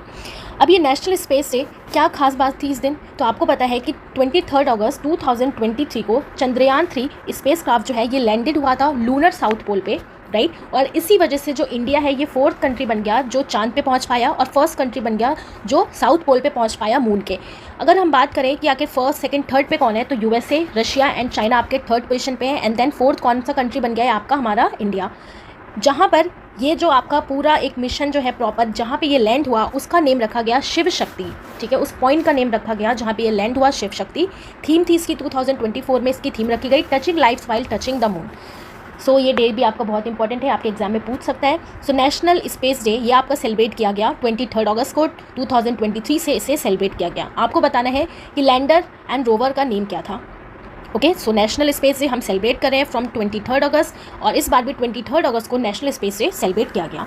नेक्स्ट इज 78 इंडिपेंडेंस डे इस बार सेलिब्रेट हुआ, और इससे रिलेटेड जो भी इंपॉर्टेंट पॉइंट्स है फटाफट से इसको हम देखते हैं। तो 15 अगस्त 2024 को हम पूरी तरीके से आज़ाद हो गए थे, तो इस बार हमारा 78th इंडिपेंडेंस डे सेलिब्रेट किया गया। थीम क्या है इस बार इसकी, विकसित Bharat, it means develop India. Flag किसने होस्ट किया, तो red fort by PM Modi, जो इनका 11th टाइम था। और आपको पता होना चाहिए कि रिपब्लिक डे के दिन क्या होता है और इंडिपेंडेंस डे के दिन क्या होता है, तो वो मैं आपको किसी और वीडियो में कभी बताऊंगी। आई होप आपको पता भी होगा। अगर आपको पता है तो आपको कमेंट करके बताना है। मैंने आपसे काफ़ी सारे क्वेश्चंस पूछे हैं इसमें कि आपको कितना याद है, राइट। अगर आप अटेंटिव होकर इस वीडियो को देख रहे हैं तो सारे क्वेश्चंस का आपको आंसर करना है। अगर हम बात करें तो सबसे ज़्यादा किसने फ्लैग को होस्ट किया है, तो जवाहरलाल नेहरू का नेम आता है। पीएम मोदी ने अपनी स्पीच दी, जिन्होंने अब तक का उनका सबसे लंबा है 98 मिनट्स का, राइट। और हर घर तिरंगा कैंपेन भी स्टार्ट हुआ जो आपका चला अगस्त 9 से 2 अगस्त 15। सो 78 इंडिपेंडेंस डे इस बार हमने सेलिब्रेट किया है 2024 में। Next is partition horror remembrance day, और ये आपका सेलिब्रेट किया गया 14 अगस्त को, और इसको पीएम मोदी ने डिक्लेयर किया था 2021 में। अब आपको पता है पार्टीशन यानी कि विभाजन हुआ। विभाजन कब अनाउंस हुआ था, 14 अगस्त को, कि इंडिया एंड पाकिस्तान में डिवाइड हो जाएगा। तो इसको डिक्लेयर किया इस डे को 2021 में बाय पीएम मोदी। और ये comrades of victims in suffering, जो भी लोगों ने सफ़र किया उस टाइम डिवाइड होने की वजह से, तो उनको याद करने के लिए ये आपका डे सेलिब्रेट किया जाता है कि कितना, आप भी जानते हैं क्या कॉन्सिक्वेंसेस रहे होंगे due to this division. So partition horror remembrance day आपका 14 अगस्त को सेलिब्रेट किया जाता है। कोई इसमें बहुत बड़ा कोई डे नहीं है न्यू, ये हमें ऑलरेडी पहले से ही पता है। Next is javelin throw day आपका सेलिब्रेट किया गया, यानी कि नेशनल जेवलिन डे या फिर जेवलिन थ्रो डे 7 अगस्त को आपका सेलिब्रेट किया जाता है। और इसे हमने याद रखा था कि सब एक साथ प्रैक्टिस करते होंगे कि कैसे हमें और आगे फेंकना है, तो इस तरीके से हमने याद रखा था कि साथ में जितने भी जेवलिन थ्रोअर के प्लेयर हैं वो प्रैक्टिस करते होंगे कि कितना हम आगे फेंक सकते हैं। तो साथ में आगे फेंकने की प्रैक्टिस 7 से 7 आगे से अगस्त। तो अगस्त के जो डेज हमने याद कर रहा था वो कैसे रखा था, कुछ को हमने याद किया था आग से रिलेट करके, कुछ को याद कर रहा था हमने आगे से रिलेट करके, राइट। अगस्त के डेज हमने ऐसे याद किया था। Celebrated by athletics federation of India, और इसे सेलिब्रेट किया जाता है क्योंकि नीरज चोपड़ा ने इस दिन गोल्ड मेडल जीता था with throw 87.58 metre in Tokyo Olympics 2020 में, और तब से ही इन्होंने इतना अच्छा अपना परफॉर्मेंस दिया है, उस चीज़ को मेंटेन करके रखा हुआ है। नेक्स्ट इज हिरोशिमा डे, तो हिरोशिमा डे आपका ऑब्जर्व किया जाता है 6 अगस्त को, और नागासाकी डे 9 अगस्त को। नेशनल स्पोर्ट्स डे आपका सेलिब्रेट किया जाता है 29 अगस्त को on the birth anniversary of major Dhyanchand, जिन्हें wizard of hockey, it means जादूगर कहा जाता है हॉकी का, क्योंकि ऐसा कहा जाता था जब वो खेलते थे तो जो बॉल थी वो पूरी हॉकी से ही चिपक जाती थी, इतना अच्छा वो खेलते थे। तो मेजर ध्यानचंद जी की बर्थ एनिवर्सरी पे नेशनल स्पोर्ट्स डे सेलिब्रेट किया जाता है 29 अगस्त को। इससे हमने याद रखा था कि आजकल बच्चे स्पोर्ट्स में बहुत ज़्यादा आगे जा रहे हैं ना, तो हमने याद रखा था कि 2 बच्चे हैं, दोनों ही बहुत ज़्यादा आगे जा रहे हैं स्पोर्ट्स में, दोनों ही बहुत ज़्यादा आगे जा रहे हैं स्पोर्ट्स में, तो दोनों से दोनों और आगे से हमने याद रखा था अगस्त। Next is international youth day. So international youth day celebrate किया गया 12 अगस्त को, और आपको पता है कि 12 जनवरी को हम नेशनल यूथ डे सेलिब्रेट करते हैं, राइट। 12 जन को नेशनल यूथ डे, इस दिन विवेकानंद जी का बर्थडे होता है, okay. National youth day theme क्या है इस बार इसकी इंटरनेशनल यूथ डे की, from clicks to progress youth digital pathways for sustainable development. तो ये 12 जनवरी और ये 12 अगस्त। Next is world lion day, और वर्ल्ड लॉयन डे सेलिब्रेट किया जाता है 10 अगस्त को। ओके, अफ्रीकन लॉयन यूनियन जो है, जिसने IUCN स्टेटस बताया कि ये जो हमारे लॉयन है ये वनरेबल है ग्लोबली, और एशियाटिक लॉयन जो है ये एक इंडेंजर्ड स्पीसीज़ में आता है। और मोस्ट लायंस अगर हम बात करें इंडिया में तो ये हमें कहाँ देखने को मिलता है, गिर नेशनल पार्क गुजरात में। ओके, तो आपसे ये भी क्वेश्चन पूछ लेता है कि जो एशियाटिक लॉयन है ये आपको इंडिया के कौन से पार्क में देखने को मिलता है, तो आपको ध्यान रखना है गिर नेशनल पार्क गुजरात में। ओके, एशियाटिक लॉयन गिर नेशनल पार्क गुजरात में। और वर्ल्ड लॉयन डे हम सेलिब्रेट करते हैं 10 अगस्त, राइट। वर्ल्ड एलिफेंट डे 12 अगस्त को सेलिब्रेट करते हैं। 10 को लॉयन डे, 2 दिन बाद सेलिब्रेट करते हैं 12 अगस्त को, जिस दिन हमारा इंटरनेशनल यूथ डे होता है उसी दिन सेलिब्रेट होता है वर्ल्ड एलिफेंट डे, राइट। अब हम कुछ इंपॉर्टेंट अदर जो डेज़ हैं जो अगस्त में सेलिब्रेट किए जाते हैं जो इंपॉर्टेंट है वो हम फटाफट से देखते हैं। तो अभी मैंने आपको बताया कि अगस्त के डेज़ याद करने के लिए हम अगस्त को या तो आग से रिलेट करेंगे या फिर आगे से, ठीक है। ऐसे हमने पहले भी याद किया था, तो पहले जैसे हमने याद किया था ऐसे ही याद रखेंगे कि वो चीज़ रिपीट हो और डेज़ हमारे माइंड में सेट हो जाए। 1 अगस्त को सेलिब्रेट करते हैं हम मुस्लिम वुमेंस राइट डे, मुस्लिम महिला अधिकार दिवस सेलिब्रेट किया जाता है। अब मुस्लिम्स क्या बोलती है ना कि हमें भी एक अधिकार दे दो कि हम भी आगे बढ़ सकें, हमें भी अधिकार दो कि हम भी आगे बढ़ सकें, ठीक है। तो एक अधिकार हमें भी चाहिए आगे बढ़ने का। कौन कह रहा है, मुस्लिम वुमेंस कह रही है। तो नेशनल मुस्लिम वुमेंस राइट डे सेलिब्रेट किया जाता है 1 अगस्त। नेक्स्ट इज 1 अगस्त को ही सेलिब्रेट किया जाता है वर्ल्ड लंग कैंसर डे। अब आपका जो लंग्स है ना इसे ख़राब करने के लिए एक स्मोक की आग ही काफ़ी है ना, एक स्मोक की आग ही काफ़ी है आपके लंग्स को ख़राब करने के लिए। तो एक स्मोक की आग यानी कि 1 अगस्त को सेलिब्रेट किया जाता है world lung cancer day. Next is 6 अगस्त। 6 अगस्त को सेलिब्रेट होता है हिरोशिमा डे, ठीक है। तो आपको पता है कि USA ने जापान पे बॉम्ब गिराया था। एंड इसी के साथ साथ 9 अगस्त को सेलिब्रेट किया जाता है आपका नागासाकी डे। तो 6 अगस्त एंड 9 अगस्त को हिरोशिमा नागासाकी एक साथ हम दोनों को पढ़ते हैं। इस दिन बॉम्ब गिराया था USA ने जापान पे, तो ये डे भी आपको थोड़ा पता होना चाहिए। 7 अगस्त को हम सेलिब्रेट करते हैं नेशनल जेवलिन थ्रो डे। अभी हमने इसको देख लिया कि एक साथ सब आगे फेंकने की कोशिश करते हैं जेवलिन को एक साथ आगे, तो 7 अगस्त हो गया। 7 अगस्त को ही नेशनल हैंडलूम डे भी सेलिब्रेट किया जाता है, हथकरघा दिवस, ठीक है। जो हाथ से आपके काम करते हैं लोग, तो साथ में ये भी काम करते हैं ना, साथ में इनका हाथ भी आगे पीछे होता है। तो 7 अगस्त को, 9 अगस्त को आपका वर्ल्ड ट्राइबल डे भी सेलिब्रेट किया जाता है। देन 12 अगस्त को नेशनल यूथ डे, 19 अगस्त को ह्यूमैनिटेरियन डे या वर्ल्ड फोटोग्राफी डे भी आपका सेलिब्रेट किया जाता है। एंड 29 अगस्त को नेशनल स्पोर्ट्स डे, राइट। तो जितने भी इंपॉर्टेंट डेज हैं अगस्त के, आई होप आपको समझ में रिवाइज भी हो गया होगा और याद भी हो गया होगा। नेक्स्ट अब हम देखने वाले हैं इंपॉर्टेंट अपॉइंटमेंट्स को। सो सबसे पहला जो अपॉइंटमेंट आपको ध्यान रखना है कि appointed as director general of NSG।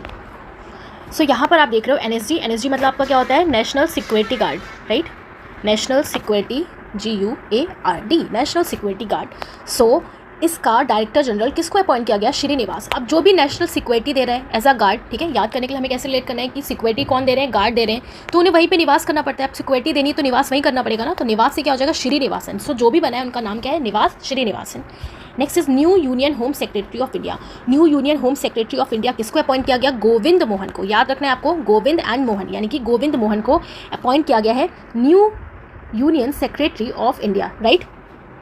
And next अगर हम बात करें न्यू चेयरमैन ऑफ ICC, किसको अपॉइंट किया गया, जय शाह। जय शाह पहले, ठीक है, एशियन क्रिकेट काउंसिल के चेयरमैन थे, अब किसका बन गए, ICC का बन गए, इंटरनेशनल क्रिकेट काउंसिल। क्या इनका प्रमोशन हो रहा है, नहीं, जय शाह। तो न्यू चेयरमैन किसको बनाया गया, जय शाह को। Next is new director of enforcement directorate. तो ED का न्यू डायरेक्टर किसको अपॉइंट किया गया, राहुल नवीन को। अब आपको पता है ना, कुछ टाइम पहले ED ना जितने भी न्यू एक्टर थे, एक्ट्रेस थे, उन सबके पास समन भेज रहा था। तो आपको याद रखना है कि ED क्या काम करती है, न्यू एक्टर एक्ट्रेस को समन भेजती रहती है ना, न्यू नवीन। तो बस आपको ध्यान रखना है कि जो भी है ना उनका नेम में भी क्या आता है, Naveen, Rahul Naveen. Next is who has been appointed as new cabinet secretary of India. So new cabinet secretary of India किसको अपॉइंट किया गया, TB सोमनाथन। तो कैबिनेट की मीटिंग कब होगी, कैसे ध्यान रखना है, कैबिनेट की मीटिंग कब होगी, सोम को, ठीक है, सोमनाथ। तो सोम यानी कि सोमनाथन को अपॉइंट किया गया है। Next is railway board chairman and CEO। अब रेलवे बोर्ड के चेयरमैन एंड CEO फिर से न्यू अपॉइंट हो गए हैं, कौन है, सतीश कुमार, ठीक है, सतीश कुमार। अब अगर हम रेलवे की बात करें ना, तो रेलवे से हमें ट्रेन याद आती है। जैसी रेलवे की बात होती है सबसे पहले दिमाग में ट्रेन याद आती है, और ट्रेन में कई सारे लोग साथ में ट्रैवल करते हैं, राइट, कई सारे लोग साथ में ट्रैवल कर सकते हैं। साथ से आपको याद रखना है, साथी सतीश, ठीक है, साथी सतीश। सो सतीश कुमार जो हैं उनको न्यू अपॉइंटमेंट मिला है रेलवे बोर्ड के चेयरमैन का। Next is appointment as SBI chairman. So SBI के न्यू चेयरमैन किसको अपॉइंट किया गया है, सो चला श्रीनिवासेल्लू शेट्टी, ओके, चला श्रीनिवासेल्लू शेट्टी। तो जब भी कोई बैंक में अकाउंट खुलवाने जाता है ना, आपको कोई भी फ्रेंड हो या कोई भी हो, तो वो कहता है कि यार अकाउंट खुलवाना है, तो सब लोग एडवाइस देते हैं ना, अरे यार SBI में खुलवा लेना, है ना। SBI में तो मेनली सबका ही अकाउंट होता है, भले अदर किसी भी बैंक में हो, बट SBI में ज़रूर रहता है मेनली। तो क्या कहते हैं, चलो भाई SBI चलेंगे, है ना, SBI में चल अकाउंट वहीं खुलेगा, SBI में चल अकाउंट वहीं खुलेगा। तो ऐसे ही आपको इनका नेम याद रखना है अभी के लिए, जब तक ये बने हैं SBI के चेयरमैन, कौन, चला श्रीनिवासेल्लू शेट्टी, राइट। अब हम देखने वाले हैं इंपॉर्टेंट स्कीम्स को, और जो हम ऑलरेडी पढ़ चुके हैं और जो न्यू है उससे भी फटाफट से रिवाइज भी करेंगे और न्यू भी देखेंगे। तो सबसे पहला है, रिसेंटली यूनियन कैबिनेट ने अप्रूव किया है यूनिफाइड पेंशन स्कीम। बहुत इसके बारे में आपने देखा होगा, पढ़ा होगा। तो आपको पता है कि जो भी गवर्नमेंट एम्प्लॉय है तो वो मांग कर रहा है कि भाई हमें भी पेंशन दो, है ना, जो पेंशन बंद कर दी गई है हमें भी पेंशन चाहिए। सो गवर्नमेंट क्या लेके आई है, यूपीएस लेके आई है। अब ये यूपीएस क्या है, यूनिफाइड पेंशन स्कीम है, जिसने रिप्लेस कर दिया एनपीएस को। एनपीएस क्या है, पहले एनपीएस चल रहा था, अभी नेशनल पेंशन सिस्टम को। और इसमें गवर्नमेंट ने कहा है कि हम गवर्नमेंट एम्प्लॉइज़ को एश्योर्ड पेंशन देंगे आफ्टर रिटायरमेंट। अगर आप रिटायर हो गए तो हम आपको एश्योर्ड पेंशन देंगे, जो आपका कब से इफेक्ट में आएगा, 1 अप्रैल 2025 से। और इन्होंने बोला कि कम से कम आपको 10,000 रुपये तो दिए ही जाएंगे जो रिटायर हो जाएंगे, ठीक है। सो इन्होंने कहा है कि गारंटी दिया है minimum monthly pension for an employ who retire after at least 10 years of service. जो 10 ईयर की सर्विस उसने कम से कम कर लिया, और कुछ ऐसा भी होता है आपका कि रिटायरमेंट भी ले सकते हैं, राइट। तो जिसने रिटायरमेंट ले ली है, 10 साल का सर्विस पूरा कर लिया है, तो 10,000 रुपये तो कम से कम उसको दिया ही जाएगा। तो यही है आपका new UPS scheme, unified pension scheme, ठीक है। ये आपका कंप्यूटर वाला यूपीएस नहीं है, unified pension scheme. Next question is Deendayal स्पर्श योजना।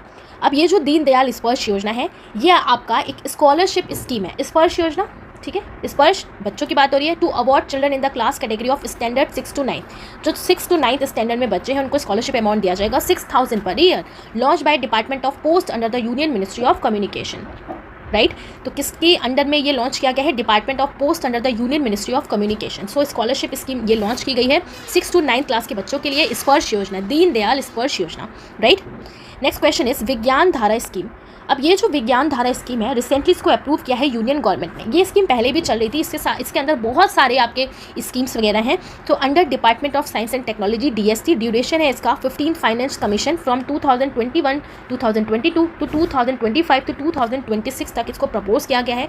इनका ऑब्जेक्टिव है कि हमें साइंस एंड टेक्नोलॉजी की जो कैपेसिटी है उसको बढ़ाना है, रिसर्च को बढ़ाना है, इनोवेशन को बढ़ाना है, टेक्नोलॉजी डेवलपमेंट को बढ़ाना है, और जिसका आउटले इन्होंने रखा है 10,057.9 करोड़। ओके, सो आपको ध्यान रखना है 10,579 करोड़ इसका आउटले रखा गया है। और ये जो विज्ञान धारा स्कीम है, ये इस बार, ये एक्चुअली पुरानी ही स्कीम है, बट इस बार ये फिर से हाईलाइटेड रही है रिसेंटली। अभी विज्ञान धारा, विज्ञान से आप समझ जाओगे कि विज्ञान से रिलेटेड है, ठीक है। टेक्नोलॉजी को आगे बढ़ाना है, यही इनका मेन टारगेट है, और बहुत सारे इनोवेशंस करने हैं, टेक्नोलॉजी को आगे बढ़ाना है, राइट, इस विज्ञान धारा स्कीम में। और मैंने आपको और डिटेल में बताया था जब हमने स्कीम्स वाला प्रॉपर वीडियो पढ़ा था। Next is Subhadra scheme recently. अब ये जो सुभद्रा स्कीम है रिसेंटली, इसको उड़ीसा की गवर्नमेंट ने लॉन्च किया है। लॉन्च किया है उड़ीसा के सीएम जो मोहन मांझी हैं उन्होंने। और इसमें बेनिफिट क्या है कि ये प्रोवाइड कराएंगे 50,000 to 1 करोड़ टू वुमेन, ठीक है। ये प्रोवाइड किया जाएगा 50,000 to 1 करोड़ वुमेन को प्रोवाइड किया जाएगा। इसमें एलिजिबिलिटी रखी गई है एज 21 to 60, ठीक है। लोन वगैरह प्रोवाइड किया जाएगा, सुभद्रा स्कीम रिसेंटली। अब आप देखो, आपको पता है जगन्नाथ टेम्पल उड़ीसा में है, ओके। और उस जगन्नाथ टेम्पल में 3 गॉड की पूजा होती है, उसमें से एक कौन है, सुभद्रा जी हैं। तो सुभद्रा स्कीम फिर आपकी कहाँ की हो जाएगी, उड़ीसा की हो जाएगी, राइट। तो ऐसे आपको ध्यान रखना है, सुभद्रा स्कीम कहाँ की हो जाएगी, उड़ीसा की हो जाएगी। तो हमने इसको कैसे याद रखा, आपको याद रखना है जगन्नाथ टेम्पल से हमने इसको याद रखा। और जगन्नाथ टेम्पल में जो भी 3 स्टैचूज़ हैं भगवान जी के, उनमें से एक स्टैचू किसका है, सुभद्रा जी का, ठीक है, याद रखना है आपको।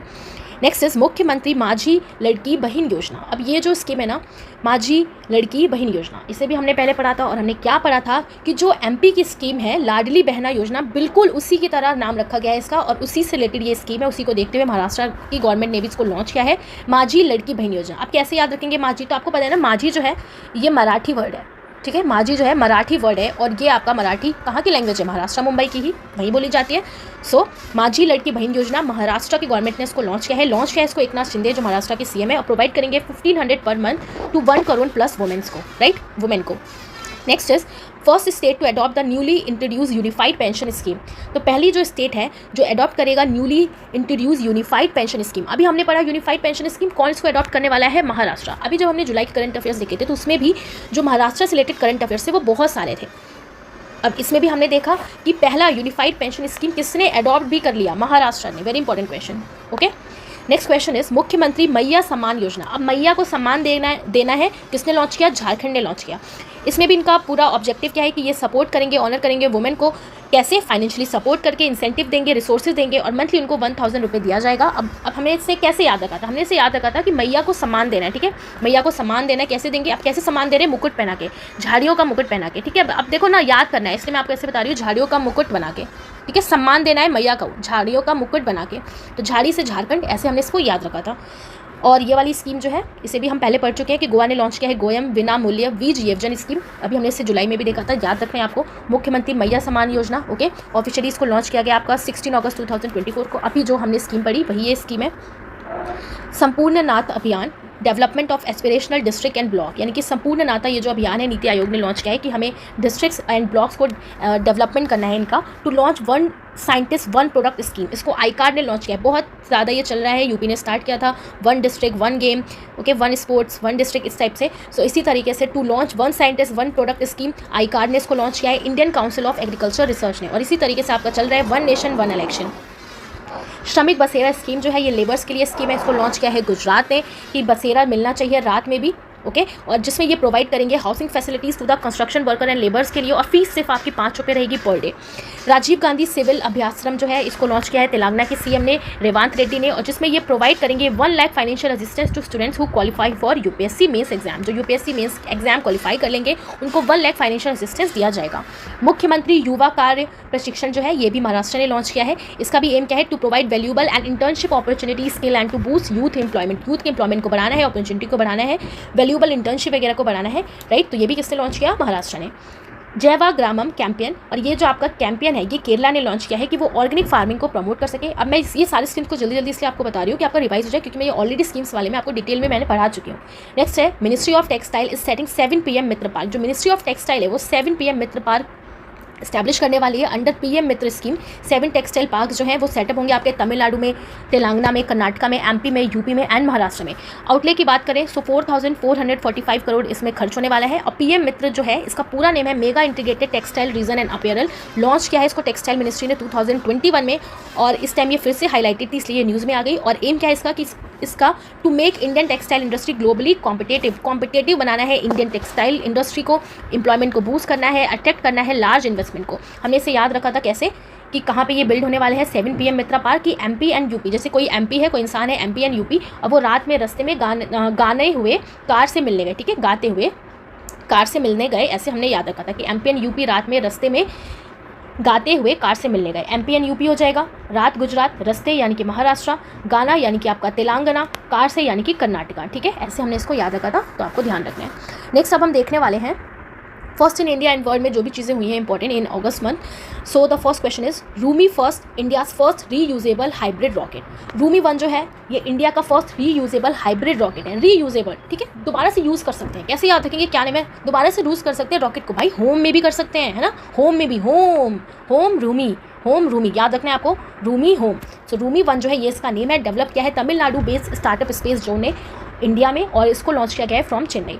नेक्स्ट क्वेश्चन इज आरोग्य मैत्री क्यूब। अब ये जो आरोग्य मैत्री क्यूब है ना, तो जब इससे पहले हमने करंट अफेयर्स पढ़ा था तो उसी तरीके से हमने ये चीज़ पहले भी देखी थी कि वर्ल्ड का फर्स्ट पोर्टेबल मूवेबल हॉस्पिटल बनाया गया है। मूव कर सकते हैं, कैसे, क्योंकि ये क्यूब में बनाया गया है। आप सोच सकते हैं कि एक बॉक्स है, उसमें से जितनी भी इंपॉर्टेंट फैसिलिटीज़ है जो तुरंत एक जगह से दूसरी जगह पहुंच जाए, वो सारी मेडिकल फैसिलिटीज़ उसमें रखा गया है। सो डैट इसे क्या कहा गया, वर्ल्ड का first portable movable hospital introduce किया गया है as a part of project Bhishma. Yes, हमने यही पढ़ा था, प्रोजेक्ट भीष्म पढ़ा था, आपको याद होना चाहिए, भारत हेल्थ इनिशिएटिव फॉर सहयोग हित एंड मैत्री। और ये जो हॉस्पिटल है ये एफिलेटेड है विद 72 क्यूब से, जो कंटेन करेगा essential medical equipment and supplies. तो यहाँ पर आप इसका इमेज देख सकते हैं, राइट, ये इस तरीके से आपका होने वाला है। आरोग्य मैत्री 8 क्यूब अनवील हो चुका, खुल चुका, सबको पता लग गया, ठीक है, जो वर्ल्ड का फर्स्ट पोर्टेबल हॉस्पिटल है। वेरी इंपॉर्टेंट, याद रखना है आपको। Next question is first Indian women to win a national car racing championship. पहली वुमेन जिन्होंने नेशनल कार रेसिंग चैंपियनशिप जीत ली, क्या नाम है इनका, डायना पुंडोले, ठीक है। कैसे जीता इन्होंने, भाई डोले शोले हैं इनके, डोले शोले है ना, डोले हैं इसलिए जीत गई, डोले हैं नेशनल कार तो रेसिंग जीत ली, ठीक है। कहाँ पे हुआ, चेन्नई में। या आपको नेम इनका भी ध्यान रखना है क्योंकि ये फर्स्ट इंडियन वुमेन है। नेक्स्ट क्वेश्चन इज इंडिया का first constitution museum be establish. I think ये क्वेश्चन अभी हमने पहले भी पढ़ा। तो यहाँ पर अगर हम बात करें कहाँ पे बिल्ट होगा, हरियाणा में कॉन्स्टिट्यूशन म्यूजियम बनाया जाएगा। कहाँ पर, OP Jindal global university Sonipat Haryana में, और जिसका नेम क्या है, the constitution academy and the rights and freedom museum. The constitution academy and the rights and freedom museum. ये क्वेश्चन भी आपका बहुत इंपॉर्टेंट है, पूछ सकता है। नेम आपका क्या नेम रखा गया, आप कॉन्स्टिट्यूशन म्यूजियम बनाया गया है तो कॉन्स्टिट्यूशन से रिलेटेड है, तो कॉन्स्टिट्यूशन की पूरी एक एकेडमी है। And the right and freedom museum, ये पूरा इसका नेम है। ध्यान रखना है आपको, कहाँ पे बनाया गया, हरियाणा में, ठीक है। अब ऐसे आप इसको याद कर सकते हो कि जो कॉन्स्टिट्यूशन मेकर थे ना, उन्होंने हार नहीं मानी, है ना, कॉन्स्टिट्यूशन बनाने में उन्होंने हार नहीं मानी, कॉन्स्टिट्यूशन बना के ही दम लिया। हार से हरियाणा आपको याद रखना है, Haryana, okay. Next question is, अब हम देखने वाले हैं इंपॉर्टेंट अवार्ड्स को। Best airport at the prestigious India travel awards. So recently India travel awards distribute किए गए हैं, जिसमें बेस्ट एयरपोर्ट का अवार्ड मिला है राजीव गांधी इंटरनेशनल एयरपोर्ट हैदराबाद को। ठीक है, Rajiv Gandhi International Airport Hyderabad. Option में आपका इंदिरा गांधी भी रहेगा, दिल्ली वाला एयरपोर्ट, बट आपको ध्यान रखना है ये राजीव गांधी इंटरनेशनल एयरपोर्ट की बात हो रही है, हैदराबाद के। इसको बेस्ट एयरपोर्ट का अवार्ड मिला है recently. Next question is, become 4th world craft city of India. 4th world craft city of India कौन बना है? श्रीनगर बना है, जिसकी कैपिटल है जम्मू एंड कश्मीर। अवार्ड किसने दिया? वर्ल्ड क्राफ्ट काउंसिल ने दिया। अदर सिटीज़ की बात करें तो पहला सबसे पहले आपका बना था जयपुर राजस्थान का, सेकंड ममलापुरम तमिलनाडु का, थर्ड मैसूर कर्नाटका का, नाउ फोर्थ बन चुका है आपका श्रीनगर जम्मू एंड कश्मीर का, जो world craft city of India में इंक्लूड हो चुका है। कौन सा? श्रीनगर, राइट। ये सारे क्वेश्चंस आपके बहुत ही ज़्यादा इंपॉर्टेंट है, सारे क्वेश्चंस को आपको अच्छे से पढ़ना है। नेक्स्ट क्वेश्चन इज, विज्ञान रत्न पुरस्कार 2024। अब विज्ञान रत्न की बात हो रही है, इट मीन्स किससे रिलेटेड है? साइंस से रिलेटेड है। ओके, गोविंद रंगराजन जो हैं पद्मनाभन, इनको ये अवार्ड मिला है। अब एक्चुअली बात करें ना तो 33 लोगों को दिया है, सारे नेम तो हम याद नहीं कर सकते, बस आपको ध्यान रखना है कि हाँ विज्ञान रत्न पुरस्कार है, 33 लोगों को दिया गया है और ये आपका डिस्ट्रीब्यूट हुआ है नेशनल स्पेस डे वाले दिन। ठीक है, 23 अगस्त को, नेशनल स्पेस डे 23 अगस्त को इसको सेलिब्रेट किया गया है। प्रेसिडेंट ऑफ इंडिया जो है हमारी श्रीमती द्रौपदी मुर्मू, उन्होंने ये अवार्ड डिस्ट्रीब्यूट किया है। Next question is, 70th national film awards 2024। तो 70th national film awards 2024 distribute किया गया, जिसमें विनर लिस्ट की हम बात करें तो बेस्ट फीचर फिल्म में आतम को दिया गया है। ओके, बेस्ट एक्टर में ऋषभ शेट्टी फॉर कांतारा। अब कांतारा मूवी भी बहुत फेमस हुई थी आपकी। ठीक है, कांतारा मीन्स जंगल होता है, जंगल के बेस ये पूरी स्टोरी थी, जंगल की प्रॉपर्टी पे। Best actor Rishabh Shetty, best actress Nitya Menen Mansi Parekh को दिया गया है। बेस्ट डायरेक्टर में सूरज भरजात्या फॉर ऊंचाई के लिए। ठीक है, किसके लिए? ऊंचाई के लिए। तो इसको एक एक बार आपको पढ़ लेना है बस ऐसे ही। ठीक है, बहुत लोड नहीं लेना है, बस आपको ध्यान रखना है। बेस्ट फीचर फिल्म सब आप देखो साउथ के नेम है, आतम, Rishabh Shetty, Nitya Menen. Best director Sooraj Barjatya for Uunchai, right. Next question is, Yamini Krishnamurthy who recently passed away. तो यामिनी कृष्णमूर्ति, अभी आपके एसएससी में भी ये एक क्वेश्चन भी पूछ लिया कि यामिनी कृष्णमूर्ति कौन से डांस से रिलेटेड है, तो ये भरतनाट्यम से भी आपके रिलेटेड है एंड कुचिपुड़ी डांस से भी रिलेटेड है। ये आपका क्वेश्चन पूछा था क्योंकि बहुत ही ज़्यादा फेमस है, तो रिसेंटली अभी इनकी डेथ हुई है। तो यामिनी कृष्णमूर्ति जो है ये इंडियन क्लासिकल डांसर है, बहुत ही ज़्यादा इंपॉर्टेंट है, ये आपके एग्जाम पॉइंट ऑफ व्यू से बहुत ही फेमस भी है। और वैसे भी जब हम डांस वगैरह पढ़ते हैं तो इनका नाम वैसे भी पढ़ते ही हैं। ये रिलेटेड है आपके भरतनाट्यम तमिलनाडु डांस से एंड कुचिपुड़ी आंध्र प्रदेश से। अवार्ड्स की बात करें तो इनको पद्म श्री एंड पद्मा भूषण एंड पद्म विभूषण की बात करें, ये सारे अवार्ड्स मिले हैं। पद्म विभूषण इनको 2016 में मिला है। सो ये इंपॉर्टेंट अवार्ड्स यामिनी कृष्णमूर्ति से रिलेटेड आपको ध्यान रखना है। और ये कौन से डांस से रिलेटेड है? सबसे ज़्यादा तो यही पूछा जाता है, भरतनाट्यम एंड कुचिपुड़ी, दोनों ही डांसेस से रिलेटेड है। अगर ऑप्शन आपको दोनों ना दिया हो तो भरतनाट्यम कुचिपुड़ी जो भी अवेलेबल हो आप उसको टिक कर सकते हैं। नेक्स्ट अब हम देखने वाले स्पोर्ट्स को। तो पेरिस ओलंपिक्स अभी हमने रिवाइज भी कर लिया, कई बार हम पेरिस ओलंपिक्स को रिवाइज कर चुके हैं। ठीक है, तो यहाँ पर अभी हम इसको स्किप करते हैं क्योंकि अभी हमने पढ़ा ही है जुलाई वाले में। नेक्स्ट क्वेश्चन है यहाँ पे, ल्यूसेंट डायमंड लीग 2024। तो ल्यूसेंट डायमंड लीग 2024 जिसमें नीरज चोपड़ा ने सिल्वर मेडल जीता है इस बार। Head coach of India's junior men's hockey team. अब हेड कोच बनाया गया है इंडिया के जूनियर मेंस हॉकी टीम का, किसको? पीआर श्रीजेश को। पीआर श्रीजेश आपको पता है हॉकी टीम में है, पहले ये कैप्टन भी थे। तो पीआर श्रीजेश जो है, अब आपको पता है ओलंपिक्स में बहुत ज़्यादा अच्छा परफॉर्मेंस दिया। ठीक है, ब्रॉन्ज जिताया इंडिया को। सो इसलिए इन्हें पीआर श्रीजेश को हेड कोच बना दिया गया इंडिया के जूनियर मेंस हॉकी टीम का। ओके, तो ये as a goalkeeper work करते हैं, तो आपको बहुत अच्छे से ध्यान रखना है। Head coach of India junior men's hockey team किसको बनाया गया? पीआर श्रीजेश को। सो अब हम पढ़ने वाले हैं 2 इंपॉर्टेंट बिल्स को, ओके, जो रिसेंटली अभी आया है, जो आपको पता होना चाहिए। तो पहला क्वेश्चन है, सबसे पहले तो अच्छा हम बात कर लेते हैं। यहाँ पे आपको दिख गया होगा वक्फ। वक्फ है क्या? सो अब देखिए, वक्फ एक तरीके का आपका प्रॉपर्टी होता है, ओके, जो चैरिटेबल काम के लिए दिया जाता है और ये आपका इस्लाम रिलीजन में होता है। तो ये सबसे पहले आपको यही पता होना चाहिए कि वक्फ एक तरीका आपका कह सकते हैं कि ये आपका प्रॉपर्टी है जो जन कल्याण के लिए, लोगों के वेलफेयर के लिए दिया जाता है। और मुस्लिम्स में यानी कि इस्लाम रिलीजन में इसे दिया जाता है। और हर एक स्टेट ने अपना एक बोर्ड बनाया होता है इस वक्फ के लिए। तो रिसेंटली ही एक अमेंडमेंट के लिए वक्फ अमेंडमेंट बिल को पास किया गया है 2024 में। किसको अमेंड करना है? इन्हें अमेंड करना है वक्फ एक्ट 1995 को। इसको अमेंड करने के लिए ये बिल आपका पास हुआ है। तो पहले बिल आता है, उसके बाद एक्ट मिलता है मेजॉरिटी मिलने के बाद। अब ये वक्फ अमेंडमेंट बिल जो है 2024 में पास हुआ है, इंट्रोड्यूस किया गया है इसे लोकसभा में 8 अगस्त 2024 को। बहुत इंपॉर्टेंट है, ठीक है, ध्यान रखना है आपको। Introduce by minority affair minister Kiran Rijiju. Main purpose इसका क्या है कि इंप्रूव करना है management and protection of Waqf property. जो भी वक्फ प्रॉपर्टीज़ हैं उसको मैनेज बढ़िया से उसका हो पाए और उसकी प्रोटेक्शन को इंप्रूव करने के लिए ये बिल जो है आपका पास किया गया है। वक्फ मतलब आपका क्या होता है? अभी मैंने आपको बताया, प्रॉपर्टी होता है डेडिकेटेड टू रिलीजियस और charitable purposes in Islam. Next question is broadcasting services regulation bill. So broadcasting services regulation bill को पास किया गया है 2024 में। और इसका एम क्या है कि हमें रिप्लेस करना है किसको? Cable television television network regulation act 1995 को, राइट ये आपका क्या है, ये भी 1995 है, वक्फ एक्ट 1995, और जो cable television network regulation act है 1995, इसी को अमेंड करने के लिए, ये आप कह सकते हैं पूरी तरीके से रिप्लेस करने के लिए ब्रॉडकास्टिंग सर्विस रेगुलेशन बिल 2024 को लाया गया है। Okay, next question is science and tech का हम देखने वाले हैं। आप फर्स्ट क्वेश्चन है आपका, हिलचोल, क्या नेम है, हिलचोल BBV131 एक novel single strain oral cholera vaccine है जिसको डेवलप किया है रिसेंटली भारत बायोटेक ने। इंपॉर्टेंट है, एक नोवल सिंगल स्ट्रेन का ओरल कॉलरा वैक्सीन है, डेवलप किया है भारत बायोटेक ने। कॉलरा आपको पता है एक बैक्टीरियल इन्फेक्शन है causing severe diarrhoea and dehydration. अगर आपने कुछ कंटामिनेटेड पानी पी लिया, खाना खा लिया, तो आपको ये कॉलरा की प्रॉब्लम हो जाती है। सो ये आपका एक बैक्टीरियल इन्फेक्शन होता है, और इसी से बचने के लिए भारत बायोटेक ने एक वैक्सीन को डेवलप किया है जिसका नेम है हिलचोल। आप इसको याद कर सकते हैं, हिलचोल, ठीक है, हिलचोल, चोल कॉलरा, चोल से आपका कॉलरा यहाँ पे निकल के आ जाएगा और इजीली आपको समझ में आ जाएगा यही वैक्सीन है कॉलरा से रिलेटेड, ठीक है, ध्यान रखना है। Next question is the name of indigenously develop train collision avoidance system. अब ट्रेन आपस में ना लड़े ना भिड़े, आपको पता है कि बहुत ज़्यादा एक्सीडेंट हुए हैं इस ईयर ट्रेन से रिलेटेड। ओके, तो पहले भी ये सिस्टम आया था जिसका कवच नेम था, अब कवच 4.0 आया है जो एक इंडिजिनस ऑटोमेटेड ट्रेन प्रोटेक्शन है आपका सिस्टम है कवच आपका, ठीक है। जैसे कि आपका पूरा कवच होता है ना, दो ट्रेन आपस में ना लड़े, ना ये भिड़े लड़े, तो सेंस कर लेती है एक दूसरे को कि हाँ सामने से कुछ आ रहा है और ये स्टॉप हो जाती है। तो रेलवे मिनिस्ट्री ये लेके आए हैं फिर से कवच 4.0 2025 तक पूरी तरह आ जाएगा। डेवलप किया है research design and standard organisation RDSO जो लखनऊ में है। टेक्नोलॉजी जो है ये ऑटोमेटिकली अप्लाई कर देगी ब्रेक जब दो ट्रेन आपस में आमने सामने बिल्कुल आ जाएंगी सेम लाइन पे, ठीक है। कभी ऐसा कुछ हो गया बाई चांस कि दोनों ट्रेनें आपस में आमने सामने आ गई तो क्या होगा, अपने आप ही ब्रेक लग जाएंगे, ठीक है, अपने आप ही ब्रेक लग जाएगा। सो ये कवच 4.0 फिर से लाया गया है, 2025 तक पूरी अच्छे से इंप्लीमेंट हो जाएगा ये, और ये जो डेवलप किया है इसकी टेक्नोलॉजी RDSO लखनऊ ने किया है। इंपॉर्टेंट क्वेश्चन है, ध्यान रखना है। Okay, next question is world का first mobile hybrid rocket Rhumi 1, अभी हमने इसको देखा भी था, रिपीट हो गया ये क्वेश्चन। तो ये इंडिया का फर्स्ट रीयूजेबल हाइब्रिड रॉकेट है, चेन्नई से इसको लॉन्च किया गया है। रीयूजेबल कर सकते हैं हम होम में भी, हमने पढ़ा अभी ये हाइब्रिड रॉकेट हम होम में भी यूज़ कर सकते हैं। होम से हमने रूमी याद रखा, home Rumi 1। Okay, next question is E shoes बनाए गए हैं। ई शूज़ बनाया गया है यानी कि इलेक्ट्रिकल शूज़ है। अब इसमें कुछ आपके इलेक्ट्रिकल इक्विपमेंट्स वगैरह लगे हैं जो जनरेट करेगा इलेक्ट्रिसिटी फ्रॉम वॉकिंग से इलेक्ट्रिसिटी जनरेट होगी एंड यूज़ करेगा as a GPS for real time location tracking के लिए। इसको डेवलप किया है IIT इंदौर एंड DRDO ने लाइव लोकेशन ट्रैकिंग के लिए। अब ये शूज़ वगैरह हैं, ये आर्मी मैन है, ठीक है, पहन के ये जा रहे हैं तो लाइव लोकेशन ट्रैक हो पाएगी, तो इसलिए ये डेवलप किया गया है आपका, किसने डेवलप किया, IIT इंदौर एंड DRDO ने मिलकर, जो जनरेट करेगा इलेक्ट्रिसिटी वॉकिंग से, यानी कि अगर आप जितना चलोगे इलेक्ट्रिसिटी जनरेट होगी और ये यूज़ होगा GPS की तरह, रियल टाइम लोकेशन को ट्रैक हम कर सकते हैं, लाइव लोकेशन ट्रैकिंग के लिए इसे बनाया गया है।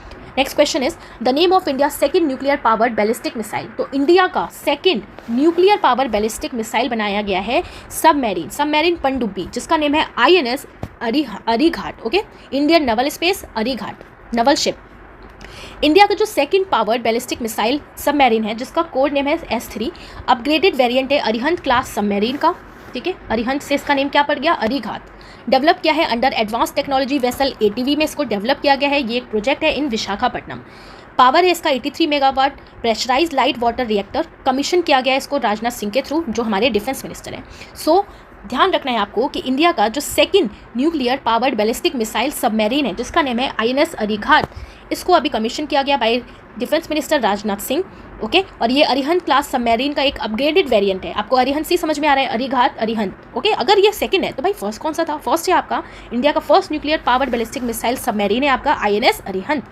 अरिहंत का ही अपग्रेडेड वर्जन है तो अरीघाट पड़ गया। Okay, next is new district will be created in Ladakh. कितने न्यू डिस्ट्रिक्ट लद्दाख में बनाए जाएंगे, 5 न्यू डिस्ट्रिक्ट। अप्रूव किया है होम मिनिस्टर अमित शाह ने। 5 डिस्ट्रिक्ट जो हैं वो आपके रहेंगे जास्कर, द्रास, शाम, नुब्रा, चैंगथेंग। टोटल डिस्ट्रिक्ट्स फिर कितने हो जाएंगे, 7 हो जाएंगे, इंक्लूडिंग लेह एंड कारगिल। अभी कितने हैं, सिर्फ लेह एंड कारगिल है, ये 5 और जुड़ जाएंगे, 7 हो जाएंगे। आफ्टर आर्टिकल 370 रिमूवल इन 2019 में लद्दाख जो है आपका UT बन गया। जब 370 आर्टिकल को हटा दिया गया 2019 में, तो लद्दाख हमारा क्या बन गया, एक UT लद्दाख को बना दिया गया, ठीक है। Next question is become the first Indian tourist to journey into space with Blue Origin NS-25 mission.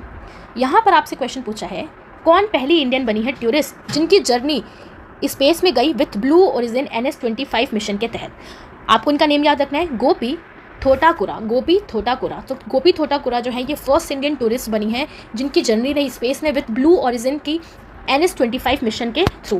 क्या नेम है इनका? Gopi Thotakura. Next question is India का फर्स्ट राइस एटीएम। अब इंडिया का फर्स्ट राइस एटीएम बनाया गया है। एटीएम की तरह होगा, खोलोगे तो राइस मिलेगा। क्या नेम है इसका? अन्नापूर्ति ग्रांड एटीएम, भुवनेश्वर उड़ीसा ने इसको बनवाया है। अन्नापूर्ति ग्रांड, ठीक है, अन्नापूर्ति, अन्न की पूर्ति होगी तो डिश भी बन सकेगा। डिश से आपको उड़ीसा याद रखना है, ठीक है, उड़ीसा भुवनेश्वर। तो ये एटीएम किसने बनवाया है? उड़ीसा के भुवनेश्वर में इसे बनाया गया है अन्नापूर्ति ग्रेन एटीएम, इंडिया का फर्स्ट राइस एटीएम। ओके, अब हम कुछ इंपॉर्टेंट पॉइंट बैंकिंग से रिलेटेड देखेंगे। Rank top central bank for the second year in a रो।